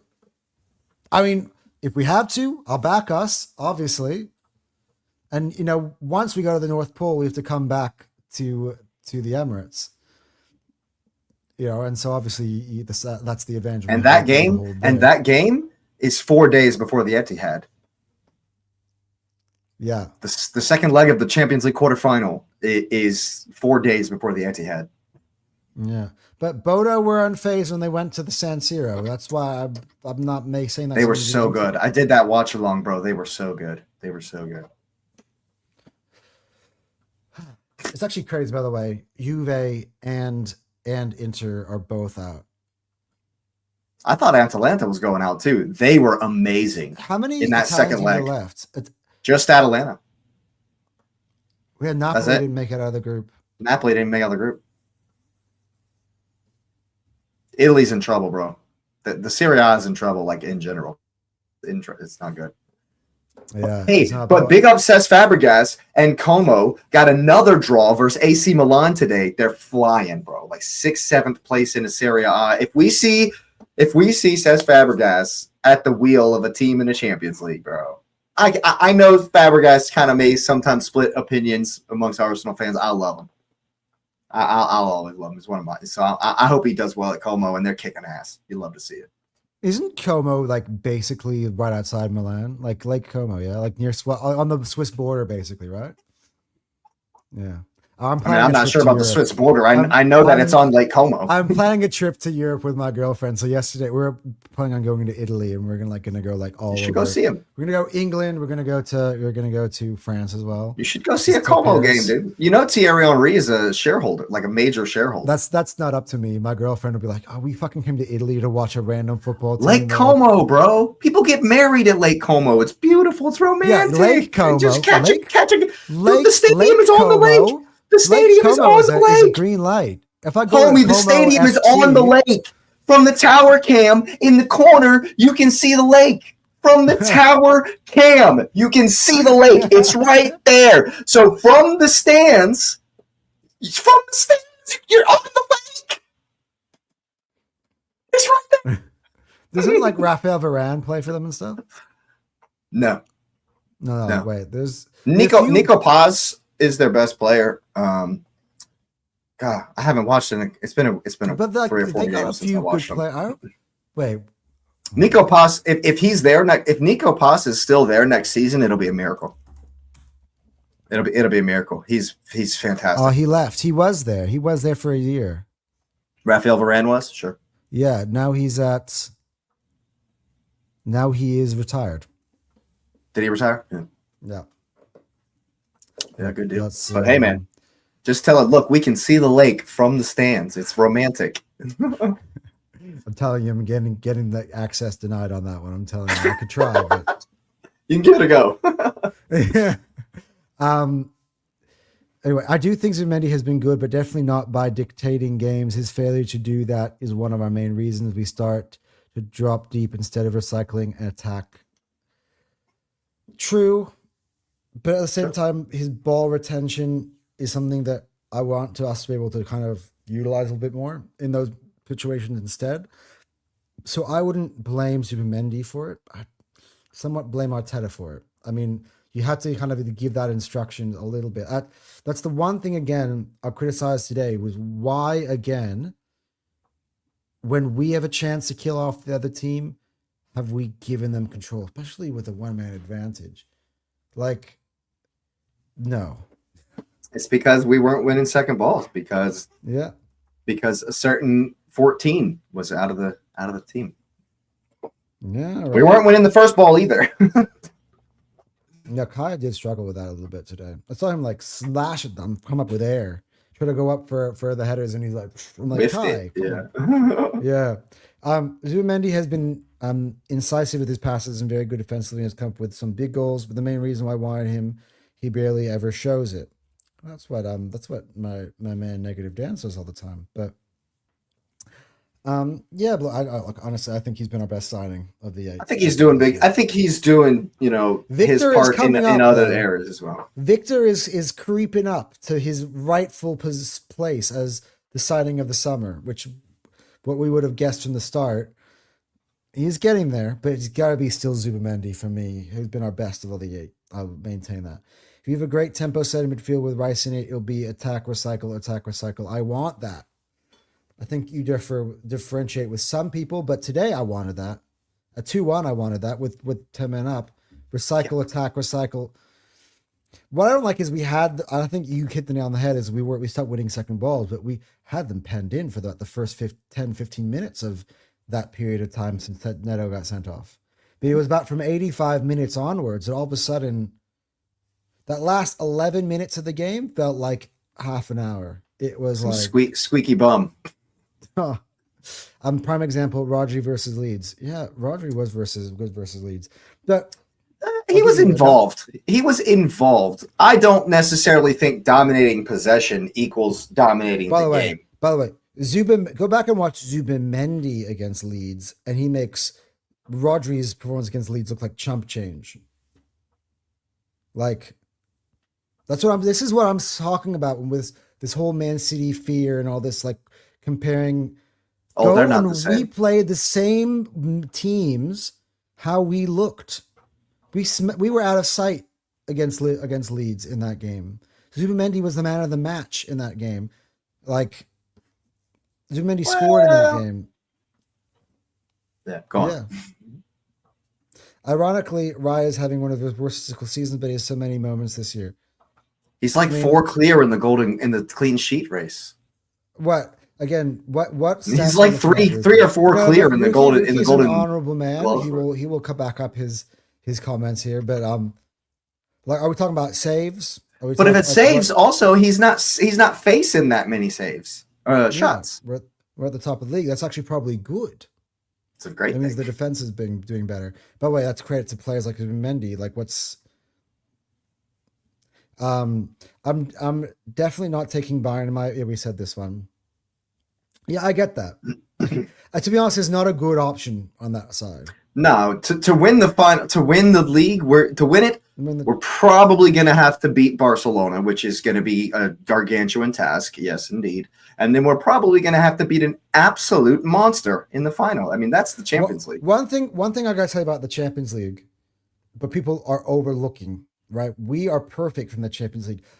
While everyone thinks we're boring in the Prem, we're free flowing in the Champions League. We're getting chances in the Champions League because teams 3 a game, averaged 3 a game. So while these teams on paper look a bit tough, that's why I back us to win it. Honestly, Barcelona. I'd rather play Barcelona semifinal than play Newcastle, because Newcastle are gonna fucking squeaky bum time that shit. They're gonna low deep, low block. They're gonna make it tough. It's hotline for life from Flick. Barcelona have the elite ego when it comes to their attack. Their fans expect beautiful football. Lamine Yamal and he got a hat trick today. Flick By the way, plays such a high line. It plays that's why I wanted them last year. And if we were to get to the final, I would have wanted Barcelona rather than played Inter. Now, given how PSG sent Inter to the side so easily, I wouldn't mind either of them. But when I looked at the options of what I wanted to be in this side of the draw, I wanted a Barcelona one on that. This might come back to haunt me, but my ideal semifinalists would be Barca. We'll wreck that I don't high want line. We will wreck Atletico that high Madrid. line. Atletico Madrid with Simeone. I know we beat them 4-1 earlier in the thing, but they're going to be fucking tough over 2 legs of the way they defend. Dude, if we obviously, get is my Spurs, Tottenham beating. if Tottenham we getting to the get Spurs in the fucking semifinal of I want. oh that. my god, please give me Spurs in the semifinal. Do you? By the way, Oh. I want that, and by the people going, why do you want Spurs to win? Because we don't want to destroy them. Number We will one, wreck them. if Spurs beat Atletico Madrid in Barcelona, That's means massive. they're probably relegated from the Prem. Oh yeah. Oh, for sure. For sure. They will not have been paying any attention to the league. So yeah. they would be relegated from the Prem, and then we get to fucking And dunk then we on them in get the to knock them out. semifinals. That'd be beautiful. No, Oh, I want that'd be Spurs so be over beautiful. Atletico Madrid. I want Spurs over Barca if they got there. I'm not shameless about that. Look I at the don't want to big go to picture. St. James in the Champions Yeah, League. I learned this from Stephen A. Smith when he talks about the Dallas Cowboys. Let them have their fun because the pain at the end It's so much is the more. big picture that you're not seeing. I rather them have the ultimate pain of getting sent down, and then their last taste of top tier football is getting pasted by Arsenal over both legs. And then we go on to win the league, and it's just And we go on- misery. It's just misery for them. It's lovely. Oh God, I want it. That would be amazing. PSG have been average. What has Chelsea been? I mean, outside of today and the teams we played against, right? But PSG have the we'll just get it over the line gene. PSG of Luis Enrique. I'm telling you this right now. I'm sorry. Of all the Chelsea fans, and I know they're not here because they would They're never, not beating PSG. never would fucking dare come in here right now. Right? Brazinia got dunked on by Arteta 3 times. You think he's beating Enrique over 2 legs? Be real. Although it is the bridge second leg. Actually, what was Strasbourg's results against PSG this year? PSG have been iffy in the Liga. They've been kind of iffy, dude. Lens is on top of the league. They're not even in first place. Okay, the results this season. 2nd of Feb, by the way, just now, PSG beat them, but that was without Liam Rosina because he was already at Chelsea, right? Mm. Okay, this earliest year when he faced PSG was a 3-3 draw at that Parc des Princes. So maybe Just Paris will turn it on, man. They'll turn it on, and Chelsea will get a red card, and yeah. By the way, speaking I of think it'll Liam be too Rosina- big. I think it'll be too big for Chelsea. Speaking of Liam Rosina, I'm going to go to his post-match interview right now. Liam, your first loss, but obviously all losses are disappointing, but did this feel particularly bad because of the nature? Yeah, the nature of the goals and having another red card, it's not easy to take because I felt for large spells our performance was very good. But we're in this to win games of football and we haven't achieved that today. It was a game of set pieces. Talk about corners because in every corner that came in, there was a lot of holding in the box. I want to talk actually about Declan Rice. There was holding there, possibly a handball as well, even though it led to a corner that led to your goal. You must feel aggrieved. Do you think these things need to be addressed? It's not the first time it's happened to us. It doesn't seem to happen to other teams. That's all I'll say on that. And for the Arsenal second goal, I saw you doing the VAR sign at that point. What was the problem I there? felt there was a block on Rob. Still with that moment, but there's no way that ball should arrive in that area with the setup that we have in that moment. Yeah, 'cause it looks like a bit of a scrum and a melee at the moment, doesn't it? And no one's doing anything about it. And What are you talking about? They stop it 7 times before they let us take the free kick. But yeah, does it need to be for me? Definitely. I know it sounds like a broken record, but it's frustrating when you prepare the game so well, and yet again another sorry, but also the first yellow was for dis, and then probably a bad tackle. Is that something that you have to talk to him about? My job isn't just tactical. My job is to prepare the players in the best way and get them ready. Yeah, it's a disappointing one for Pedro today. Up to that moment, he had a very, very good performance. And disappointingly for us, it's not just this game, but we miss him for Aston Villa as well. All right, I don't want to be hyperbolic, bro. Did He I is hear what way I out think of I his- just heard? He Yeah, is way what? out of his depth. Did I He hear doesn't what I sound think like I just heard? When He's he not a Premier said League manager, bro. when he said that it doesn't happen to anyone else, did I hear that right? Maybe it was I the heard that video was too. skipping, but I heard the interview where the lady go, "Oh, did I hear that right?" I heard it. It's almost like she has like a bit of a crush on him. Is the interview his wife? Like, I don't know. Poor Like, you. Oh, poor baby. Did I actually hear that right? That was awesome. That was epic. bro, he is. I'm telling you, one thing I get from this interview, and pair this with his pre-match one, where he's like, "I'm not going to give it away, but we're coming out to win the game." Oh, that was beautiful. We're going to play to win the game, which basically essentially says that you're not playing at a low block. But I'm not giving anything away. I'm not going to tell you anything. Well, you did. I love how he says it doesn't happen to anybody else, and all we've been talking about is the one that to happened bookend yesterday. That is this interview. This guy is out of his depth. The one literally the block on at Rob. halftime they were talking about the one that happened at City. What do you mean it doesn't happen to other people? Like what? Good job. And by the way, the lady goes, made my point for him, which he doesn't really even respond to. He's complaining about it, which is, it does result in your goal eventually. Oh, but it only happens to us. Oh, if I was him, I'd be like, you know what? It was unfortunate, but luckily we rebounded from that. We scored anyway. Oh man, that was beautiful. You know what I mean? You don't have to go ahead and cry wolf. It goes, that's another part of my job, is to talk to my players and make sure they're on their best behavior. You're not doing that. You certainly aren't doing that well. They're not on their best Maresca wasn't behavior. doing that. To be honest, to be fair to him, most of those are Maresca. Well, at least 2 are his. Yeah, the last 2 weeks. Yeah. The last 2 games. Yeah, they're back on a streak. They're back on a hot streak. Are they going to get another one at Villa? There might be a bet in there. Yes. There might be a bet in make there. bets. By the way, On they would be the first the team in update. Premier League history to have double-digit red cards in a season. They already are, by the way, the all-time most They're on red 7. cards. They're on 9 red cards right now. Not in the league. No, they're 9. Oh, but for players, the coach has been sent off twice. So 2 of those are from Maresca. Well, one of them was fucking nuts.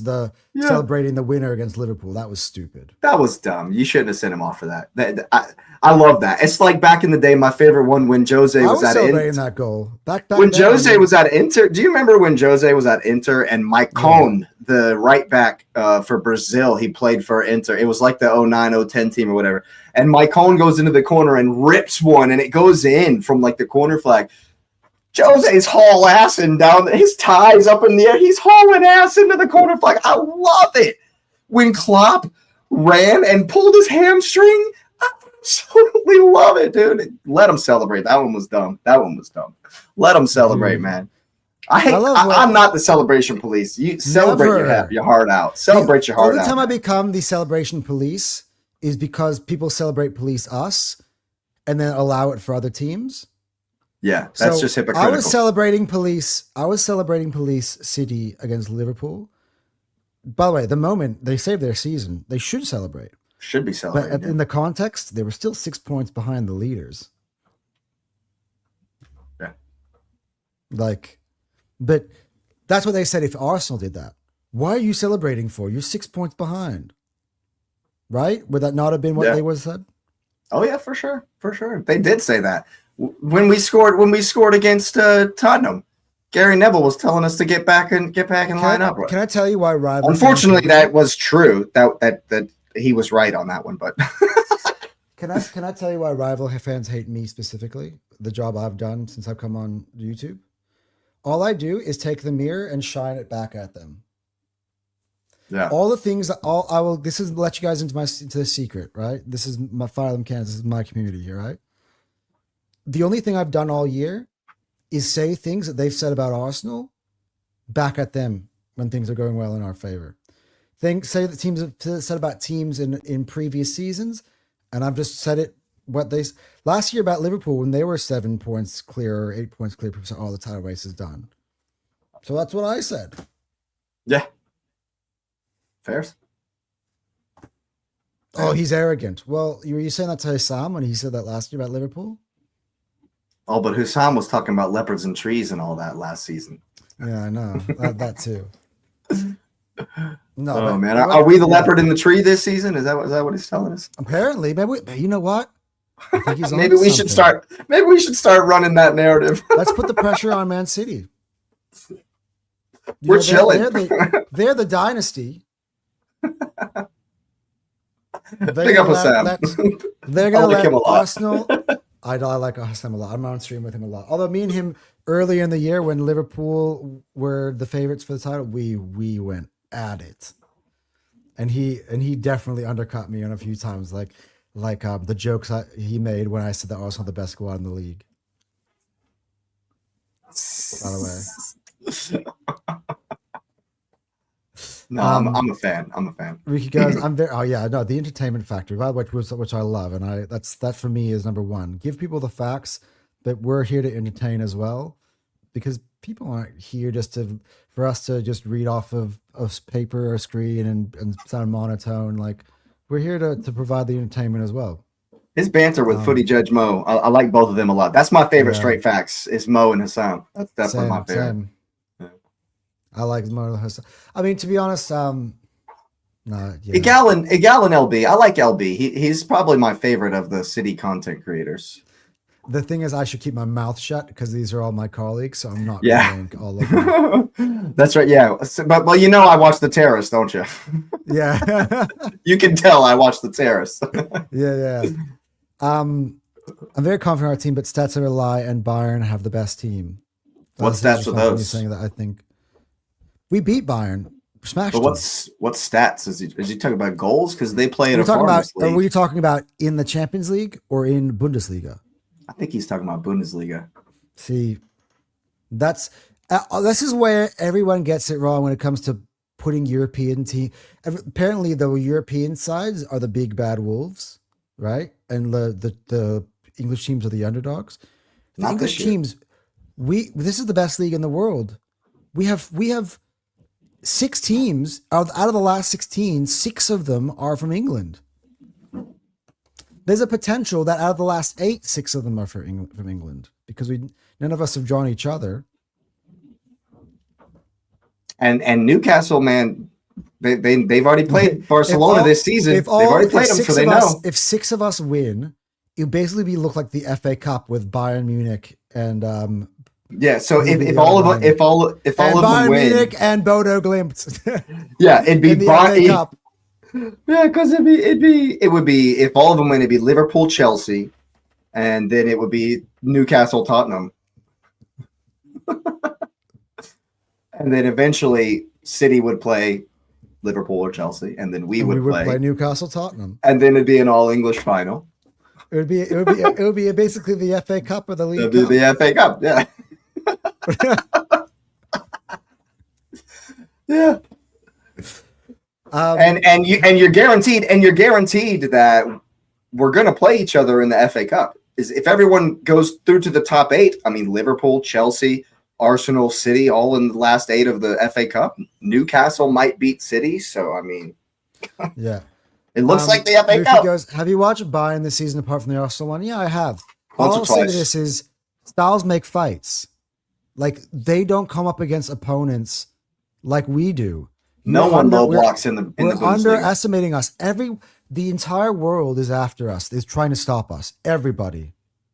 In Bayern, with Bayern, it's their league to rule. And in the odd years that they don't win it, like It's news. It's Manager huge. It's out. crazy. manager out. Leverkusen had to go undefeated to win a league. Why is Thomas Tuchel England manager now and not Bayern manager? Because Leverkusen won. Absolutely. Because they didn't win the league like they're supposed to every single season. And if you don't win the league as the Bayern manager, you're fired. Yep. Doesn't matter what you've achieved in the past. Nothing else matters. Yeah. Their attack is stacked with world class. So is ours. So is ours. Yeah. We just don't get to see it. Like Odegaard, by the way, is not Odegaard. Havertz. I mean, I'm starting from the top. Saka, Eze himself, I know how fucking criticize Eze, but Eze is a fucking great player. He literally led his team to a trophy last season. Trossard, Martinelli, like Nelly cooks in Gyökeres. the Champions League, bro. Nelly Freaking loves Jesus Champions is a League. good player, dude. Multiple time. Madueke has Winner. 3 goals in the Champions League. Like Just saying. like We got players too, man. yeah, and then like Musiala has been out most of the season. Elise is a great player, but I'm not taking Elise over Saka. We've seen Elise in the Premier League with Saka in the same league, and Saka's numbers are better than Elise's. Like, I think if we see Bayern in the final, we just run back what we did in the league. what's to Just say high press him to that death and we'll be fine. Lewandowski comes in the Premier League and scores as many as he does in the Bundesliga? I don't think he does. He's a great player, world-class Lewandowski's player. a freak. Lewandowski's a He freak. is, man. he is, but his Maybe not numbers now. won't be as good. Maybe No, but not now. Maybe he'll 5 still years do ago. well in the Premier League. Don't get me wrong. Yeah. His numbers won't be as inflated. No. I think we would see a lot more of his aerial ability. Harry Kane, if I have him now, he's the one because he did do it in the Premier League. So With an absolute shit team, yeah. yeah, Well, it was Tottenham's best spell. We'll give him that. we only better than Bayern in set piece and defending. That's all Watch that we us need. look at our stats in the Champions League. When Yeah, we play actually them have more. head-to-head. We actually have more goals in Champions League than they do. Yeah. Yeah. By the way, fact, I never brought up to Terry, and I wish I did. For all those who criticizing our attack, do you know who has the number 1 attack in the Premier League now? Arsenal, 58 goals. Man City on 57. Yeah, Pep we've played said- another game. We've played an Pep extra said we game. will never have less goals than them. Well, he was Take wrong. that, my friend. Take He was that. wrong on that one. Best defense, best attack in the Premier League right now, by the way, and we aren't good enough to win a title. Just saying. In my opinion, the 3 best teams in the world: Bayern, then Arsenal, and then Barca. Then why have Barcelona plummeted from the top of La Liga and now they're behind? I would say Arsenal and City are in that 3 because Real Madrid. yeah, Real Madrid are on top of La when I'm Liga. taking it out, when I'm going to be consistent, right? I'm talking about how good Aren't the they? Premier League is. When I'm pulling it out in terms of across Europe, I got to give City that props, being our title pushers. You know what I mean? Like, I still think with Pep, they're one of the best 3 teams in Europe still, right? No, that's I would- not true. Barcelona think are on so. top of La Liga. Sorry, I was in my own world. Go on. No, but I'm saying I still say City's a better team than Barcelona. Oh yeah. Who would you rather face in the Champions League, Barca or City? I would rather face Barcelona. I would love to Same. see what we can do against that high line. PSG is up in there, but as you said, they've struggled this year. But I'd rather face Barca. Only just because going to the I think we can handle a 2-legged tie against them, but it would be really tough. We get bad memories of playing at the new camp. But you remember that number 10, the one of the GOAT was playing for them at the time. Dude, The when team we got that we 2-2, man, the Jack Wilshere, dude, Barcelona have haunted my Champions League nightmares for a long time. I'm not gonna lie. But this not one player from that Barcelona team is in this Barcelona team. The ones that destroyed us. That's fair. Not one. That's It's a fair. different team. Like It's a Lamine way different Yamal, team. as a good of a great player as he is, I think physically he might struggle against an Arsenal team. Against our fullbacks, who would be up? Who would he be going up against? Would be like Nkapie. Nkapie's won the shirt. He's the left back for sure. So, Yeah. Oh, today again, you mentioned it as well. Like Scored a goal. He even scored a goal. He was fantastic, bro, and he got a goal. I know. Good By the way, him. for Chelsea outplayed us. Surely all 3 goal scorers on this list are Arsenal players. By the way, Bayern signed a midfield I rate highly last summer. Tom Bishop, good. yeah, he's good. Bishop's He's been very good, but been played out of position. A very good player. Would take him at Arsenal. I'd take him. And he I would did- take him as well. Of course. I mean, the player I would honestly the player I would take out of Bayern Munich any day would be Jamal Musiala. Oh yeah. Oh god, yeah. But he's been injured all year. But that would be the dream, honestly. Check his save percentage has dropped and his goals prevented is in the negatives. Yeah, but when it's mattered, when it's not stats, and when he's had to swipe one off the line like last game, or when he's had to save a Cuba Menta shot that was phenomenal versus Brighton, or when he's had to bail us out The today Garnacho like he shot did. today, by the way, was fucking. I thought that was going in. By the way, I was shitting. When I said we were shitting ourselves. That was when I was shitting myself. Yeah. I think he's 3 ahead in the Golden Glove. Let's take a look. Yeah. Yeah. It's definitely Raya's on top of that. Yeah, we're 2 ahead of. He's 2 ahead of Donny Ruru, but still, he's All right, he's let's- 4 ahead of the next guy. Let's go. We'll do the Saliba and Timber interview, and then we'll get into our match ratings, and we'll get out of here. Sounds good. By the way, really interested to hear to kind of figure this thing out together and kind of piece together these performances, because it is like a hard it's one an to put my interesting one. finger on this one. One thing I want to say before you pop up the interview: Yeah. how long have all these dudes been in England? Like Mikel can hardly speak English, and you're about to hear Saliba in a very he's so French, like super French. You know what I mean? Like, it's just always been funny to me. You guys have been in England for how long, and you still sound really, really, really French or whatever. I think Arteta goes beyond just being Arsenal manager. Talking about the days he played at Everton, played for Arsenal, played for Rangers in the Scottish Premier League. Yeah, how the hell do you still sound so Spanish? Accent. I sound American. I love it. I lived in Australia since 2008. We're at 2026. Oh, it's just funny to me. It makes me smile. Of course, and I probably sound like to people from England. I sound like a damn Yank. Of course, I probably I know. Look at the two of us with our American accents talking about football. I say y'all all the time. I'm born and raised in the South. I'm definitely born and raised. Where are in you the from South, originally? man. Not from Charlotte. Carolina original. I'm from Oh, Charlotte. you are from. I'm from here. you're I'm from the Carolinas. I grew up in South Carolina. I'm from the Carolinas. Yeah, Because when you say the South, I'm like, I think that's below the Mason-Dixon, Yeah, line okay.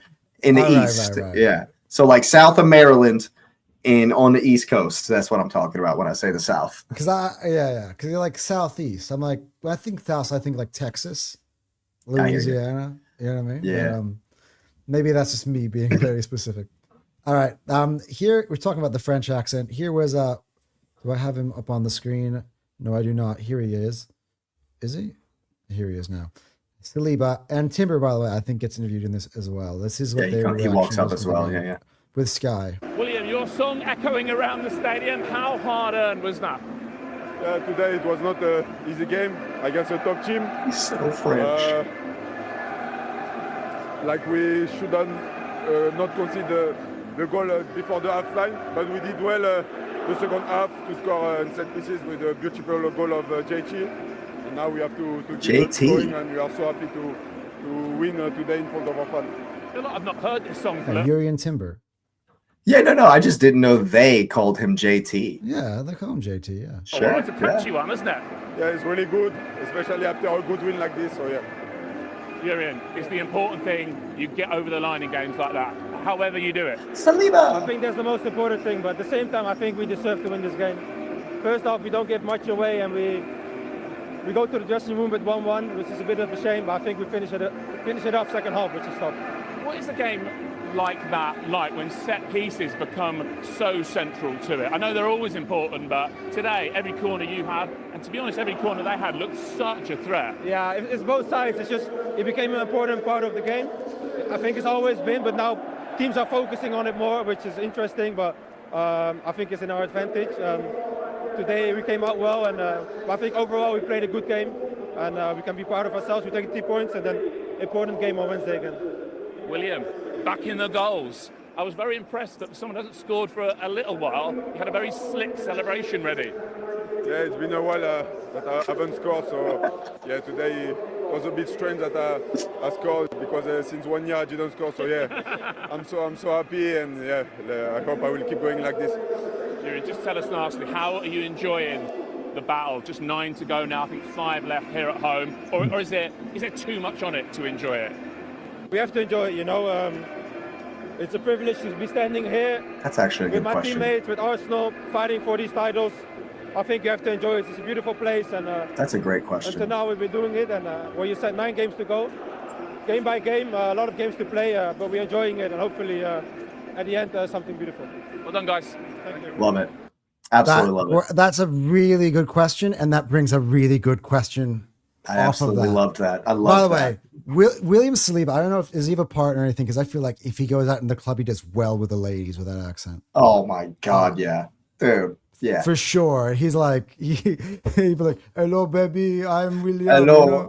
Oh yeah, yeah. Oh, you know it. You know it. Speaking of that, and this is a total non sequitur, but speaking of the ladies, Don Carlo is staying in Brazil, bro. He ain't going nowhere. Have you seen the stuff on Instagram of Carlo Ancelotti in Brazil, bro? Yeah, I know. He's not fucking mate. He ain't going nowhere, bro. Anyway, go on. He's a man. But you're in team bring up a really, really good point. And this is my question on the back of that. After the Brentford game and after the Wolves game, we're talking about nerves, about bottling was the word that was being thrown at everything. These last 2 games, do you feel like maybe there's been a bit of a mentality shift? Maybe I don't want to, jinx anything before we hit Wednesday, but do you feel like there might be a bit of a mentality shift going on here that all of a sudden we're starting to enjoy our football a little bit? We're starting to kind of realize, hey, you know what? This is an unbelievable, magical potential season for us.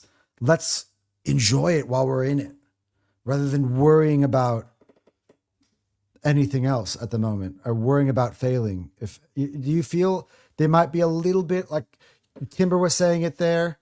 Do you feel like there may be a little bit of a change in energy over the last couple of games? Do you feel it? Yeah, I definitely think so. Especially the result versus Spurs was huge, and then today was absolutely massive. And I definitely think that even though we were up against it a little bit at the end of the game, I didn't have the same feeling that I had, versus Wolves, the same kind of feeling I had versus Brentford. I was incredibly frustrated. And today I was a lot more calm about it because they were a bit more calm in the back. Yes, we weren't winning the second balls, and that had us pinned in a little bit. But even when the ball went in the net, I was immediately like, oh, Pedro was offsides. I did not even react at all. I didn't go to my graphics to change nothing. I wasn't waiting on VAR. Not even Pedro was offside, right? What's his name? The lap is if Pedro's offside, the lap is like fucking way off. So he's literally standing on the goal line. So I didn't think that they were very, super nervy at the end of the game. And therefore, yeah, I think they're enjoying it more. I think they're absolutely enjoying the challenge. And I think obviously when results are going well, everybody's smiling, and so I also think that, with 9 games to go and with the draws going our way, I think that they're just starting to see it. You can just kind of see it over the horizon, and believe, and the real belief, not the we always believe because we always believe, but the real belief because it's kind of right there. We just have to reach out and grab it. And I think that it's slowly but control. surely we're starting to believe as a team. There's like this kind of momentum building, and I think they're starting to believe it. And I'm starting to love that. Look, Brighton is going to be a tough game. They got another win today, by the way. Brighton, they actually some bangers in that game, bro. The goals in that game, first 15 minutes. The goals in that game were bangers, all 3 of them. The Morgan Gibbs White goal was a golazo, bro. You look up golazo in the dictionary, it'll be that goal. That was a game. Yeah. Dude. And the Spurs game, Harry Wilson and my man Alex Iwobi dunking on the Peacocks. How close was I in my fucking upset alert? Your upset Palace alert, were leading for so long. I was smirking. Dude, Palace was so good. good. Check the score, and I did the watch along.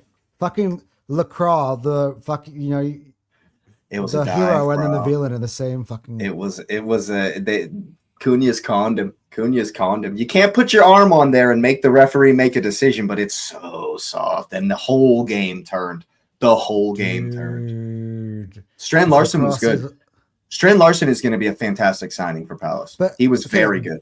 Palace did go down 10 men, but if you leave, I'm not wrong. They always struggle against Palace. Like all these United fans going this, we're definitely winning, which they did. Granted, Not until the red card, though. Not until the red card. yeah. They struggled mightily in the By the first way, half. Both Sesko and Gyökeres are starting to become the debate that we Sesko, thought bro. they would be. Sesko, he's I here. still- Sesko's I- arrived, bro. He's got it. Yeah, he's definitely here. But He's got but it. in retrospect, sorry, I still feel like they both chose the right locations. Same. Like I don't know. Like Yeah. again, maybe Sesko a lot of the technical link up stuff. But what was Gyökeres doing today, bro? And the game I before don't- that, and the game before that. And Victor could be going on to win the fucking Premier League this year. Yeah, I'm not worried about it at all. But credit where it's due. To get across his man and the towering header that was dude. And I'll be the first one to tell you, Bruno Fernandes is one of my least favorite players, but fantastic today. Mm. He was great. You can't give that man Yeah. space like that. You cannot give that man space like that, and he'll punish you. And he did. Yeah. Well, before we get into the player ratings, I just want to, just kind of look over some of the schedule coming up, because I do think this Brighton game is big. I think in terms of taking a collective breath, we play at the same time as City, so it's going to be a bit nerve-wracking. Imagine playing before or after. You're playing during, which I don't know, maybe from a player's point of view, it's more like I think just that's fucking way focus better. on ourselves. That's way better. I think Yeah, it's- just don't even worry about them. Yeah. So we're playing at the same time. They have Forest at home, which I do think should be Forrest is 3 points. Now struggling, man. we'll see what's going on with Haaland's health, because Haaland missed out on this one. I don't know if Oh he did. yeah. But for me, if he beat Brighton, the game after that, as you said, It's Mansfield. is Mansfield. And then we got Leverkusen. So we And don't Everton. play in the Premier League for then 10 days. So in terms of the Premier League title race, you could take your stress test off for a little bit. Worry about Germany. maintaining staying in all these other cups. Worry about Mansfield, which will probably have a rotated team, which is probably Let Christian Norgard worry about Mansfield, and we'll focus Max on. Dowman worry about Mansfield. Let Max Dowman and Hincapié. Let's let them worry about No, Mansfield. Hincapié, no way. Cal Fury. He's not No, going to be able to MLS. play versus Leverkusen. MLS. Hincapié can't play versus Leverkusen. No, he can apparently. Oh, we can. When everybody was laughing at me on the match reaction show on the Good. terrace, Good. on the That's draw awesome. reaction show, and I was like, I don't want Atlanta because I want Atlanta because I want Hincapié to play. I didn't realize, by the way, that I definitely wanted Leverkusen because that guaranteed that we missed out on playing City, Real Madrid. But that was a But you didn't know that when you said oversight that, by though. me. Yeah, You I didn't know that when I you said it, though. Yeah. Right. But people were saying, no. You, in the Champions League, you can. There you go. Fine. Awesome. Cool. So Then there you go. Happy with it. Absolutely. Let Miles Skelly. Let Lewis Skelly play. Absolutely. yeah, I think MLS against. But anyway, you got that, and then you got the Champions League. Then we got Everton at the Emirates. I will say, That's in 10 days. we have to send it in Germany. We have to send it because I really, really, really want us to be comfortable in that second leg, because 4 days after the second leg is the The Carabao Cup final. It's the final. So I really want us, if we could get 2-0 in Germany, that would be dreamland. So that Dreamland. was going to be my point here. So this Brighton game, which comes in 3 days, after that you have one Premier League game for the rest of the month of March. That's Everton at home. So the rest of them, we'll worry about the Champions League, because now that all our schedule's kind of basically been revealed, now that the Champions League draws happen, so Yeah, we know it when, has. right? Yep. So the path is clear. We only have one game in the Premier League, 2 games, including Brighton, Everton, In the whole month. in the whole month of March. The rest of them. So that title pressure kind of goes away a little bit. You got other types of pressure, but Arsenal and the other competitions, it hasn't been the same in terms of feeling the anxiety. Right. We've been yeah. so That's true. that's why I think for me this Brighton game is huge.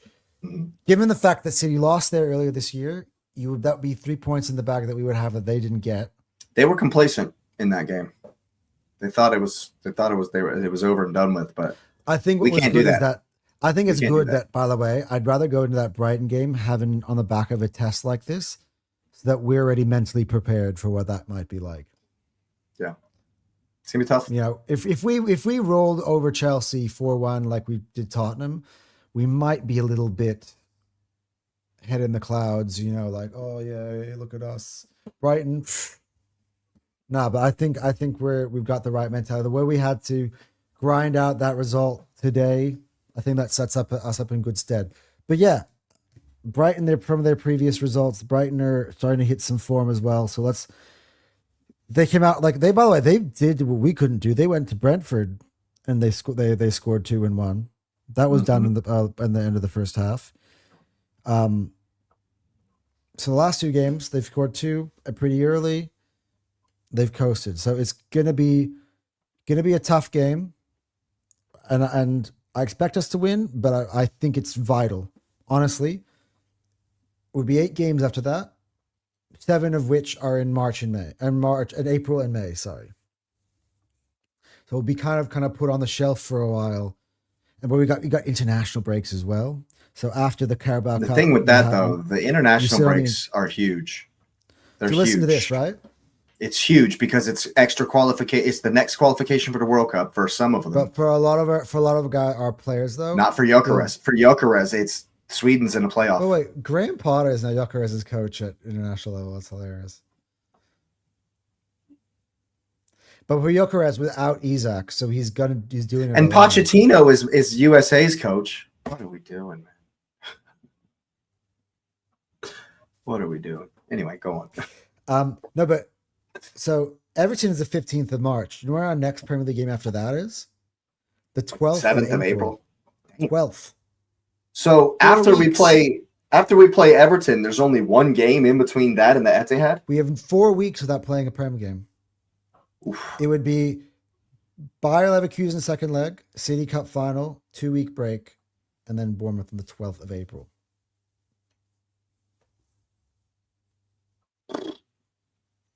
Yep. But Would there not be when's the quarterfinals of the FA Cup? When are the quarterfinals of the FA Cup? Good question. Yeah, I'm not sure. It's in there somewhere though, right? I'll look it up. It's got to be in there somewhere, like right there near the Bournemouth game. The FA Cup quarterfinals would be. No, that's wrong. Why can't I find this? You sure we don't come back to the FA Cup? When would be? Yeah, I'm trying to look. Round dates. Okay, I think here we go. The Emirates have a couple round dates for all rounds. Quarterfinal would be Saturday the 4th of April. Yeah, so it would be before. Yeah, there you go.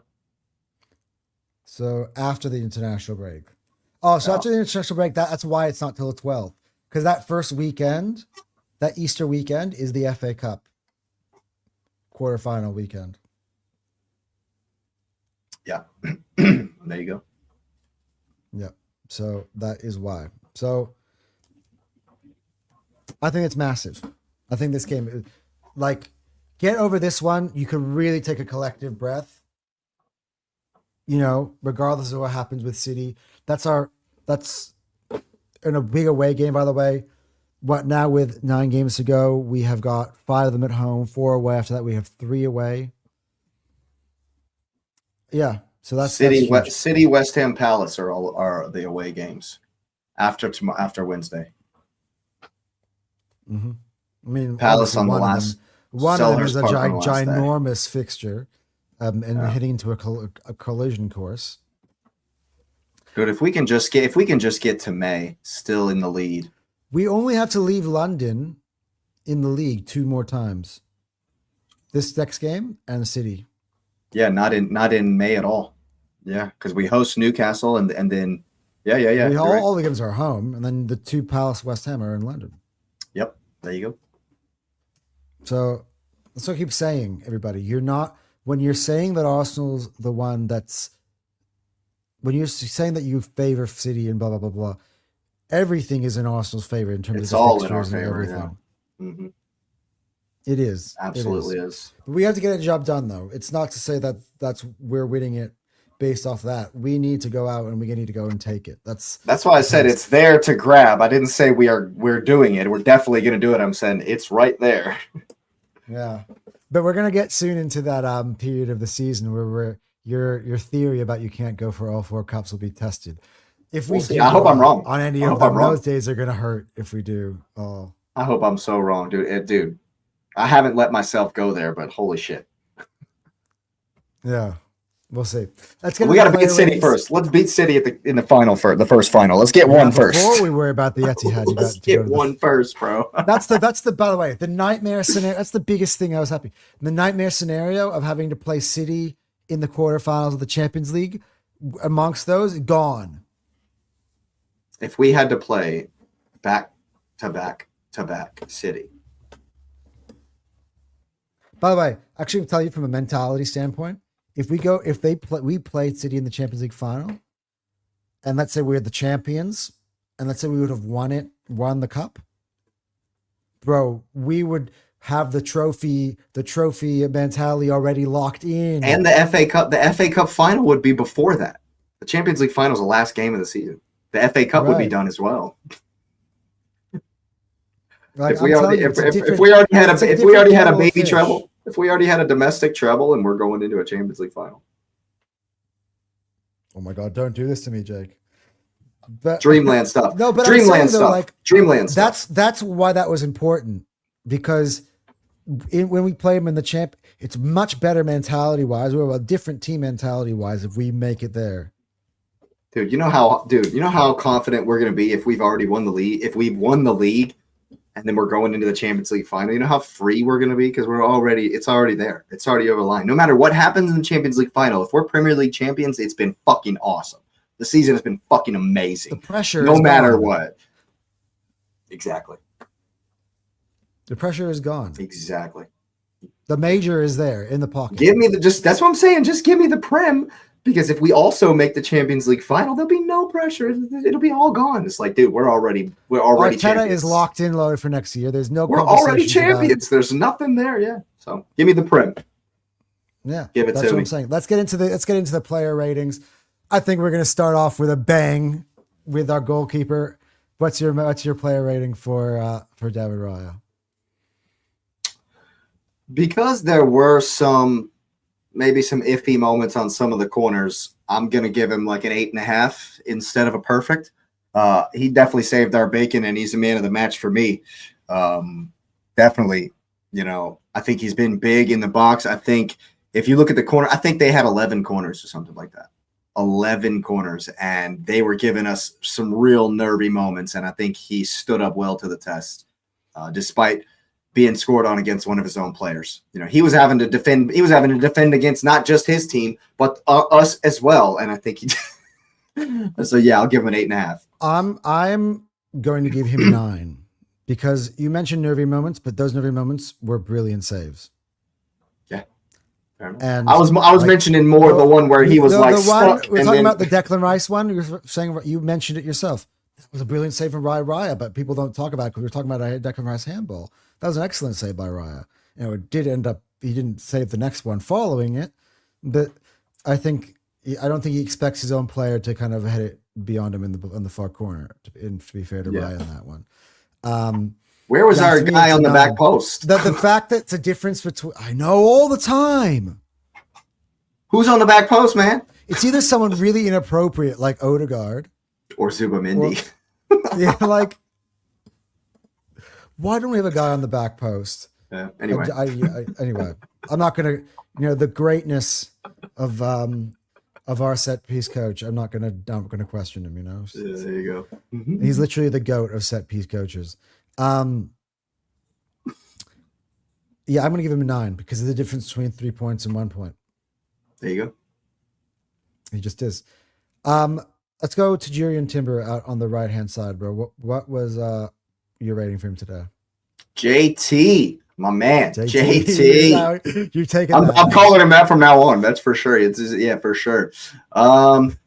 Yeah, I think he was definitely very good. I think defensively, I think he had a lot of work to do in the press in the way he followed his man, and I think that goes underrated for everyone that does it, because following your man is a part of making them hit the ball long. And so when Pedro Neto would come short, Jurrien Timber went with him, and it made sure that, they're all a part of the press. And so I think he did very good in that regard. Got the game-winning goal as well. Yeah, I mean, 8. We'll give him an 8. I'm right there along with you. I got an 8 for Jurrien Timber and his buddy on the left-hand side. What do you think? I thought Nkapie was good, man. I thought he was, for the same reasons, in the press, he was very well, did very good. I think he defended well at times. There were a couple of times that also he kind of, I don't know if the one where Reece James get the cross in and Cole Palmer doesn't score on the back post is necessarily his fault. It was well worked to get the cross in. So not necessarily going to be too upset with him, but and then he did concede the own goal, but I'll still give him a Can I be honest with those 6.5, things, though? 7. I can't criticize our defenders for that. Those were like hit and hope. They were never going anywhere. Some of these Chelsea. That's what I'm talking about. But they always make us nervous. But when we concede crosses, it makes us so nervous. Every time there's a cross into the mix. They made us nervous. They made us nervous, and they fought hard. But for Chelsea fans to come out and say that they were far better than us when those are their attacking chances. No. They're hitting and hoping things into areas that are going out for goal kicks. Like, sorry. Like, I felt that we formulated good attacks that we just weren't fucking putting away because we discussed it already. Yeah. But our attacking patterns looked much. I thought we played more beautiful football. Oh, tactically wrecked them. Yeah, tactically it was. This is again. Oh, Arsenal, haram ball, won Arsenal today. What? Because we scored 2 corners. We played better football today than Chelsea. Absolutely did. Yeah, full stop. Absolutely. Like I'm sorry. Yeah, like for sure. They didn't do a thing in the first half. I was so pissed at halftime, bro. They didn't do a thing in the first half, and we're somehow level. I was pissed. For as much criticism as I've given him, was dancing in space and gliding today. Mm-hmm. Yeah. Trossard was gliding at times today. Saka as well was beating his man. It's just that we couldn't fucking put it all together in a bow. We should have destroyed him. That's where my criticism for the attackers is. Isn't Gyökeres ever spoken enough, but he didn't score today. I mean, but everyone against the ball was great. Against the ball was very good. Everybody. Yeah, absolutely. Yeah, Nkapie for me, I would have given him an 8 or a 9. But the own goal is a big one. He had to dock him. I'm giving him a 7. Only. Yeah, just because it was like it's like nobody challenged you, bro. It was like a free jump, and he just kind of misjudged it. And if that doesn't happen, Chelsea don't score a goal, and I don't want to hear any of the bollocks about them being better than us. Like for sure. For sure. By the way, the moment they scored, by the way, shocked me. I gotta tell you, when they did score, I was like, "Oh fuck, are you kidding?" Like, yeah, it did, same. Like, I actually didn't think they were scoring today. Overall, I didn't either. No, but Chelsea. We gave them one. Chelsea fans. Same people who celebrated 1-1 draw are celebrating the 1-1 win. Chelsea actually got a win versus us this season. Don't you remember? They won they got the win, the 1-1 win. Yeah. No, but this is apparently a 2-1 draw. You know, like. Yeah, whatever helps you sleep at night. Like, yeah, Chelsea fans, that's why they are the fucking worst. I'm sorry. Yeah, I can't wait for what Don says on Friday. Oh, my God. By the way, Arsenal fans, I know I get on Arsenal fans' backs for other reasons because we go in too hard, but you will never see us in a game that we did not win behave like that. Oh, for sure. Yeah. Wow. Or Drew. No. We would be having a fucking furious meltdowns. Meltdowns. Yeah, like at least we're not delusional. Like I can't remember the last like loss Like even in the Villa game, like the Man United game was the last loss. I was like, I was not sitting there saying we were the better team. I was not sitting there saying, oh, robbery and all this and that. Nah, man, they were value for the win. They had a good 20-minute spell. I was pissed, but at the start of the half between the kickoff. No, from Reece James's goal, really, because that came out of nowhere after the Rice shout. But even then, I was like, you know, they weren't really getting close to our box, as the commentary kept saying.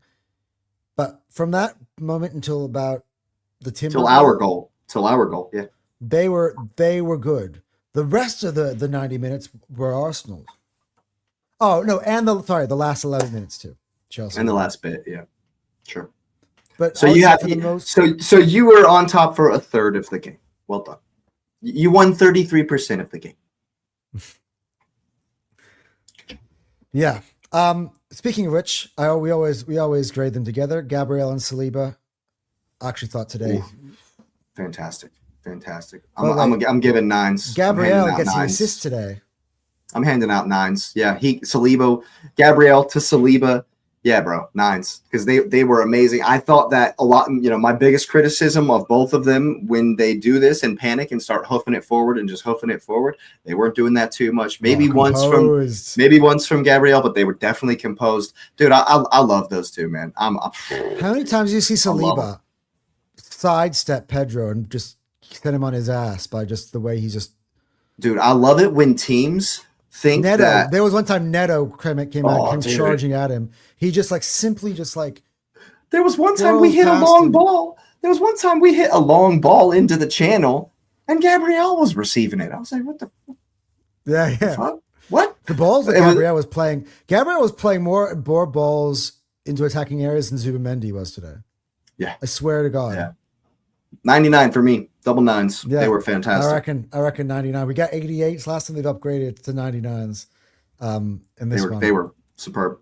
Because there was more of a defensive shift that was necessary today than it was against Tottenham, and that's where I'll give Chelsea. Another thing that I don't know if you noticed, but after the first corner kick of the second half, Hincapié was no longer the one on the front post. Gabriel said, you know what, F that. I'm going to take responsibility. And he got into the area he always should be, where James was just hitting it in the same spot over and over and over and over. And they did it 11 times, 11 corners, and they hit it in the same near post area every time. And by corner 6, Gabriel was like, nah, I'm taking responsibility for this. And he put himself right there in the middle, in the mix.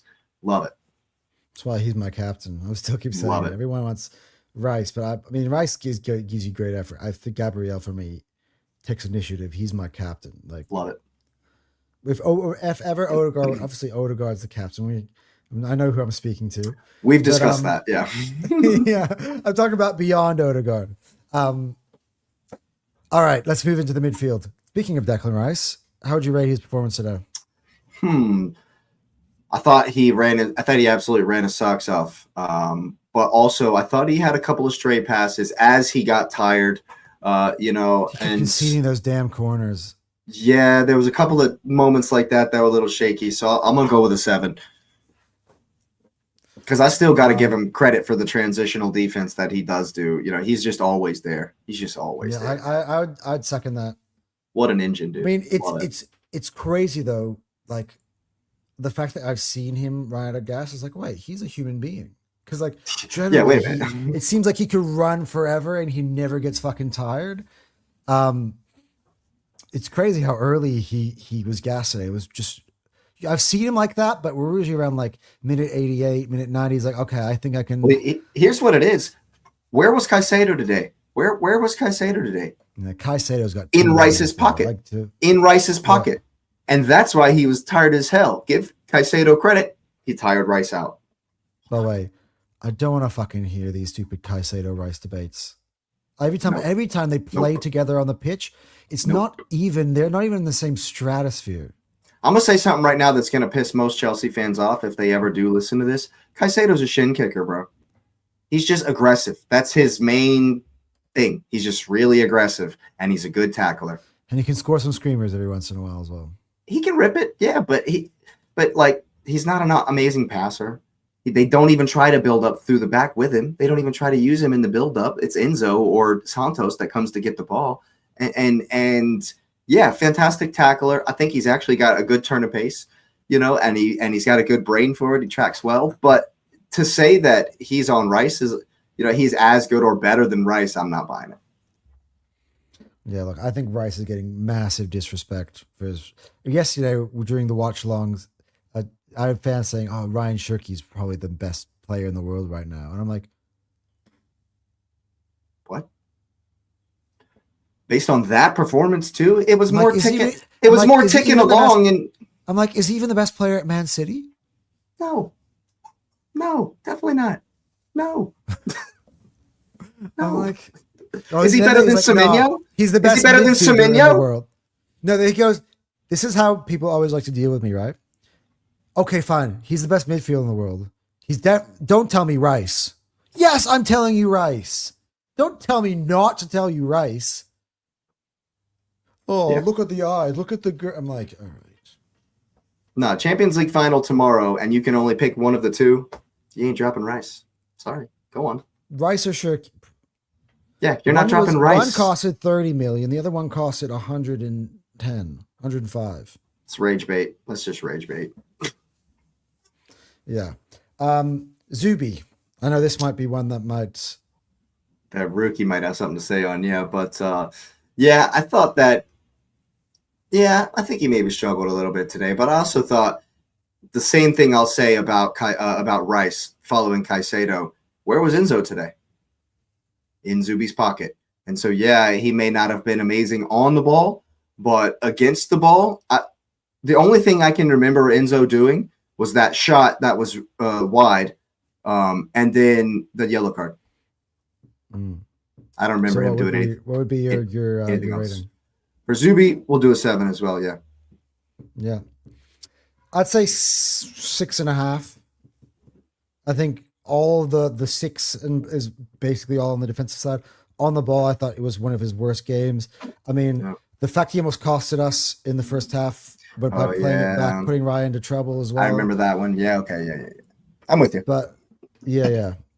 But again, so far here's our lowest score. Let's now move into our tackles. Let's start with Eze. I actually want to start off with, there's a moment in the first half, Eze sees Sanchez off his line. He tries to lob him. That. What did you think about that? I was upset with that because he had Trossard running into space.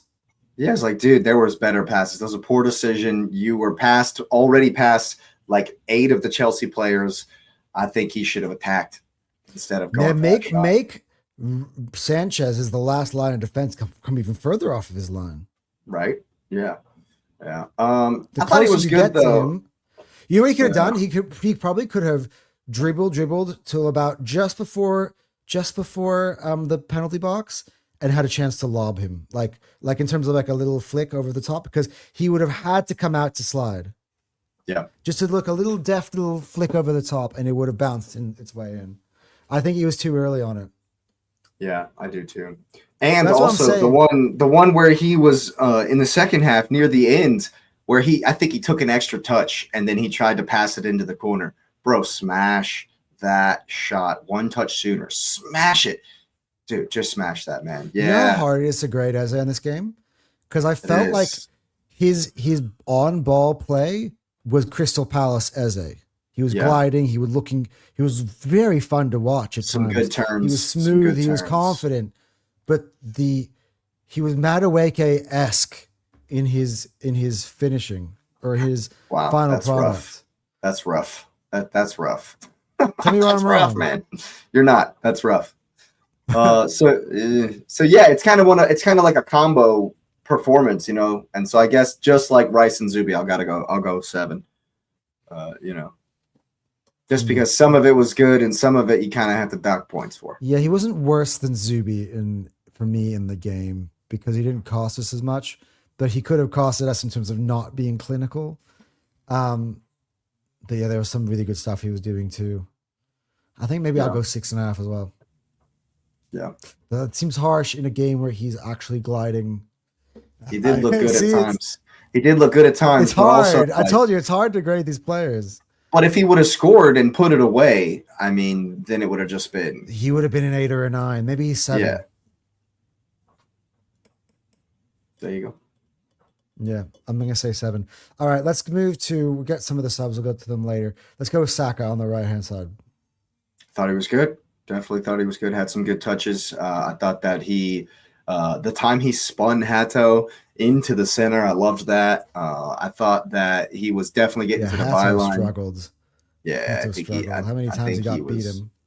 He was loving. He's like, I don't have Kukureya to play today. Fuck yes. Right. Yeah, I thought he did very well. I think some of the end product, not necessarily the best, but you can say that about everyone across the board.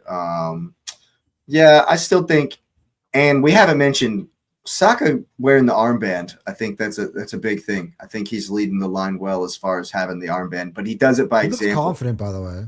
He does it by example. You don't necessarily see him screaming at people, but I think that he did well, so I'm going to give him a 7.5.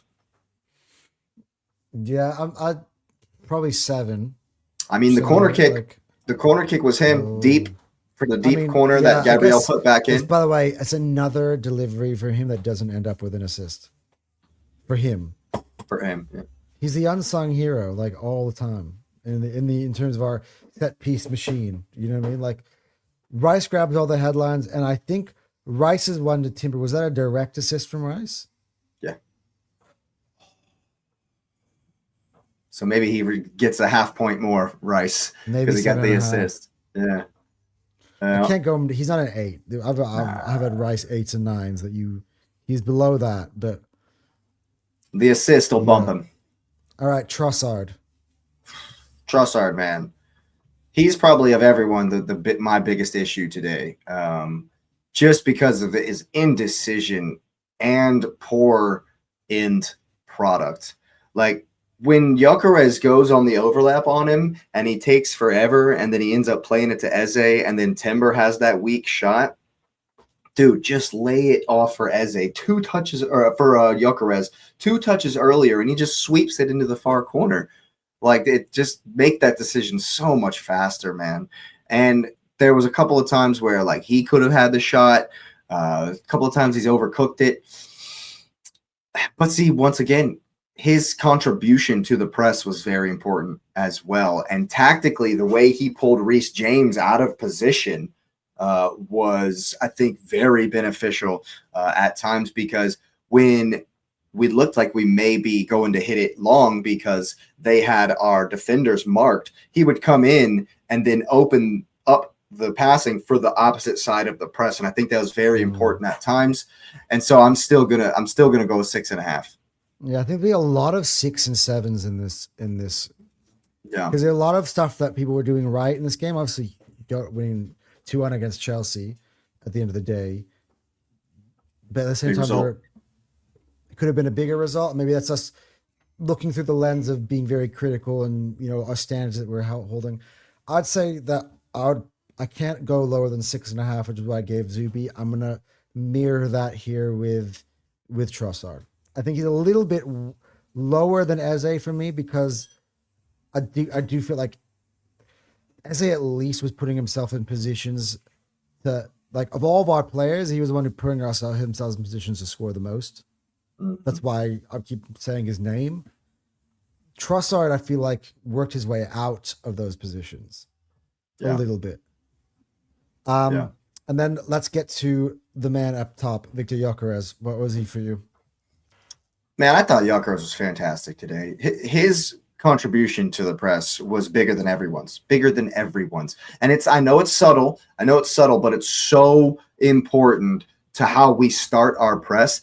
The way he arcs the run to get into the passing lane between Sanchez and Chalobah before he presses Sanchez is supremely important. It's so important to how we press, because what we're doing is making sure they can't do the very common pattern where they bring Santos in and play it past Gyökeres and then hit it over to Chalobah. Mm-hmm. And we were able to stop that so well, and making Sanchez hit it long so many times in that first half. We were winning all the second balls. That's why we were dominant in the first half. I think Gyökeres also was in the channels. He was holding up the ball well. I think he did fantastic. I'm handing out an 8.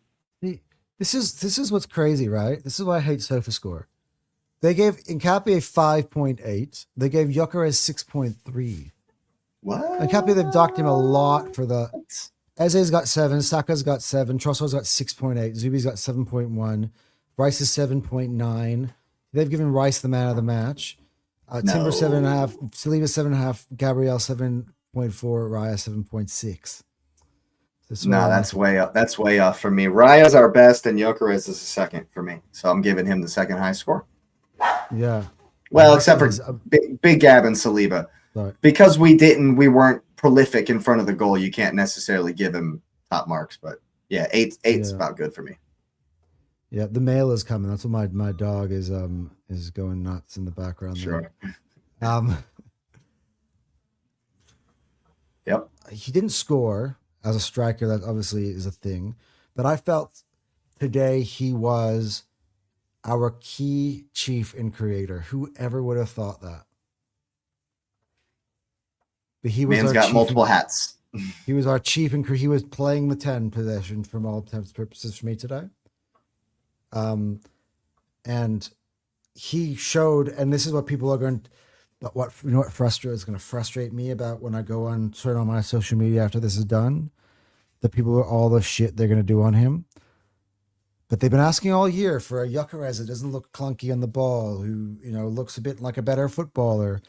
You got that today. This is in terms of ball to feet. His touch was crisper than it ever was today. His creation was better than it ever was today. He was showing you that he's more of a baller than you guys all gave him credit for. And he's still going to get shat on today because he didn't score. Haters going to hate. I'm going to give Gyökeres an 8. Beyond Raya, which I gave a 9, I think Gyökeres gets an 8. And that's going to be his best performance without a goal for me this year, this one. And that's just how it is. Absolutely. Who came on off the subs bench for Arsenal? We'll get through that. And then I thought Martinelli was good. Martinelli was good. Very good. Very important moment to get Pedro Neto sent off. So, yeah, we'll give him a 7.5, Nelly, just for the small amount of time he was in. I thought he did well. Yeah. Yeah, I would say 7.5. Yeah, he changes the game. He wins the corner. Yep. That ends up Timber's corner. Oh, yeah. Gets Neto sent off. And by the way, who did he run past to win that corner kick? Who did he just burn, just beat him for pace to the byline? Reece James.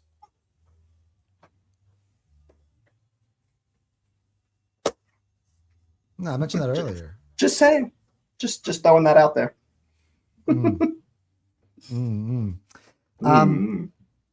Yeah, 7.5.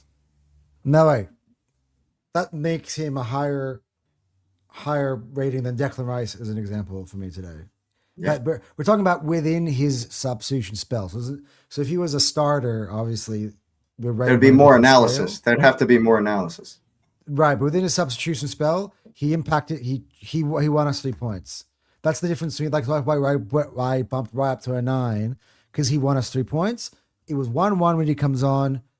He wins a corner that ends up putting us 2-1 up, and then gets them set down to 10 men.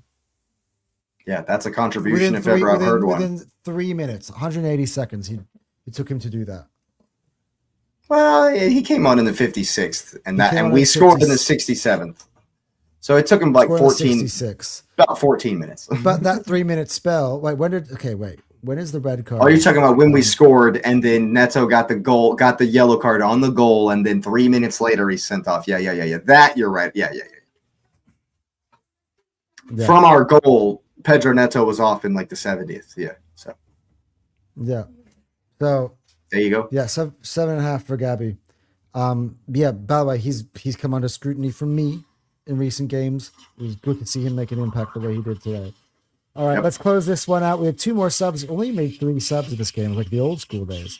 Mm-hmm. Kai Havertz. thought Havertz struggled actually. I didn't think he was holding the ball up as well as we have seen him able to do at times. And again, for me, it was another performance that was just, let's get some minutes in the legs. You know, I didn't necessarily Oh, wait, think. so Chris came back from that second injury setback and stuff, right? Yeah, and so and the thing about it that we've been talking about how we kind of lose impetus when Gyökeres comes out. It's because we don't change to suit Jesus or Havertz. We're still lobbing it long like Gyökeres is going to win the ball, and I'd rather it Kai's that the other way different. around, by the way. That's fair. I'd rather that than the other way around. Because that's we were fair. struggling with it the other way around. When we were doing Marino and then we had Gyökeres come on and then he doesn't get space in behind. Because we're not changing. So it's better this way. I I'd agree. rather have Havertz and Jesus forced to try to be Gyökeres than the other way around. Yeah, I think he was all right though. I think he definitely knows the press well, and that's important. And it was a kind of a what did he have, like 10 minutes, 10, 15 minutes? He come on And he in did- the 76 minutes. So he actually had 15 minutes, 20 minutes. Yeah, we'll say 7 for his contribution. I don't think he was poor. I can't give him. I say I'm not 6 gonna and a give- half. Okay, 6 and a half I'm works. gonna dump him in that That's floor, fine. I was gonna say he wasn't like the worst, so I wasn't gonna. But yeah, we can put him in the bottom category. So 6 is a pass. 6 is above average. Like, Okay. you know what I mean? Like, By that measure, sure, yeah, 6. I'll give him 6.5. That works. But he wasn't the worst, so we're not going lower. all right, Christian Norgard is going to be it's the same amount of minutes as Havertz. Again, I thought thought he he was given I a thought bad, he a hard deck, given that he's not coming in next to Deck. He came in next to Azubi, who's not having his best game today. To try to close things out, and we did kind of lose control, but But you can see that Arteta thinks that that's his role. Norgard is the 6, no matter what the other personnel is. He's the deepest man, and I thought he did that well. I thought I don't he think was. held it down. I thought he made a couple of tackles. I thought he kept the ball ticking. I can't remember like anything super You can't negative. Remove grades from him for not being Declan Rice. Exactly. Like- So 7, yeah. I think he's right Yeah. in there. An average of our performances, 7. Yeah, I would say 7. I would say 7. Anyway, that will be the show today. Thank you everybody who's hung in with us. I could see that there's 2 of us, and I think Rookie's the one who's always here all the time. Big up, Rookie. But yeah, big up to Rookie. And again, yeah, I wish Cal all the best. For sure. All of his endeavors, and that was kind of the thing that we start off this show with. And yeah, in terms of scheduling shows, bear with me. Like bear with me throughout the last week. Of course, all of my all of my shows will all be there in full. Although they'll probably be Anton's tears. It's hard. See, it's harder. Anton's tears probably tomorrow, because by the time I have to record that tonight, my brain will be mentally checked out with the lack of sleep I've had. So Because you've probably been up next day. since 3 a.m., haven't you? Yeah. So probably tomorrow I'll come up with Anton's tears. And then there'll be the games. And then we'll probably have another one of these with Brighton. I think, yeah, I'll try to do a Anton and somebody show. I don't know. It used to be, they see there's so many Anton and Jake show, Anton and Seb show. We'll have to figure it out. Like Anton, Jake, and Seb. Something we'll work something out somehow. Anton and Positive Dan. Anton. Honestly, it's so fucking unpredictable at this point. There's so many people who've said, Anton, tough position you've been put in. I'm willing to help you out. So luckily, I've got a lot of candidates. I might get some sympathy guests in here. I don't know. But the show will go on. The show will go on. The show will go on. So guys, thank you so much. Make sure you're hitting the like button and subscribing here for 2.5 hours. After I was on for an hour with the Terrace, so we're deep into the night from you guys in England. It's almost midnight. No, almost 11. Your time for a 4:30 kickoff. So Biggest ups, everybody. And yeah, we will see you guys later in whatever shape or form that is, but there will definitely be a later. I promise. I'm not going anywhere. Okay.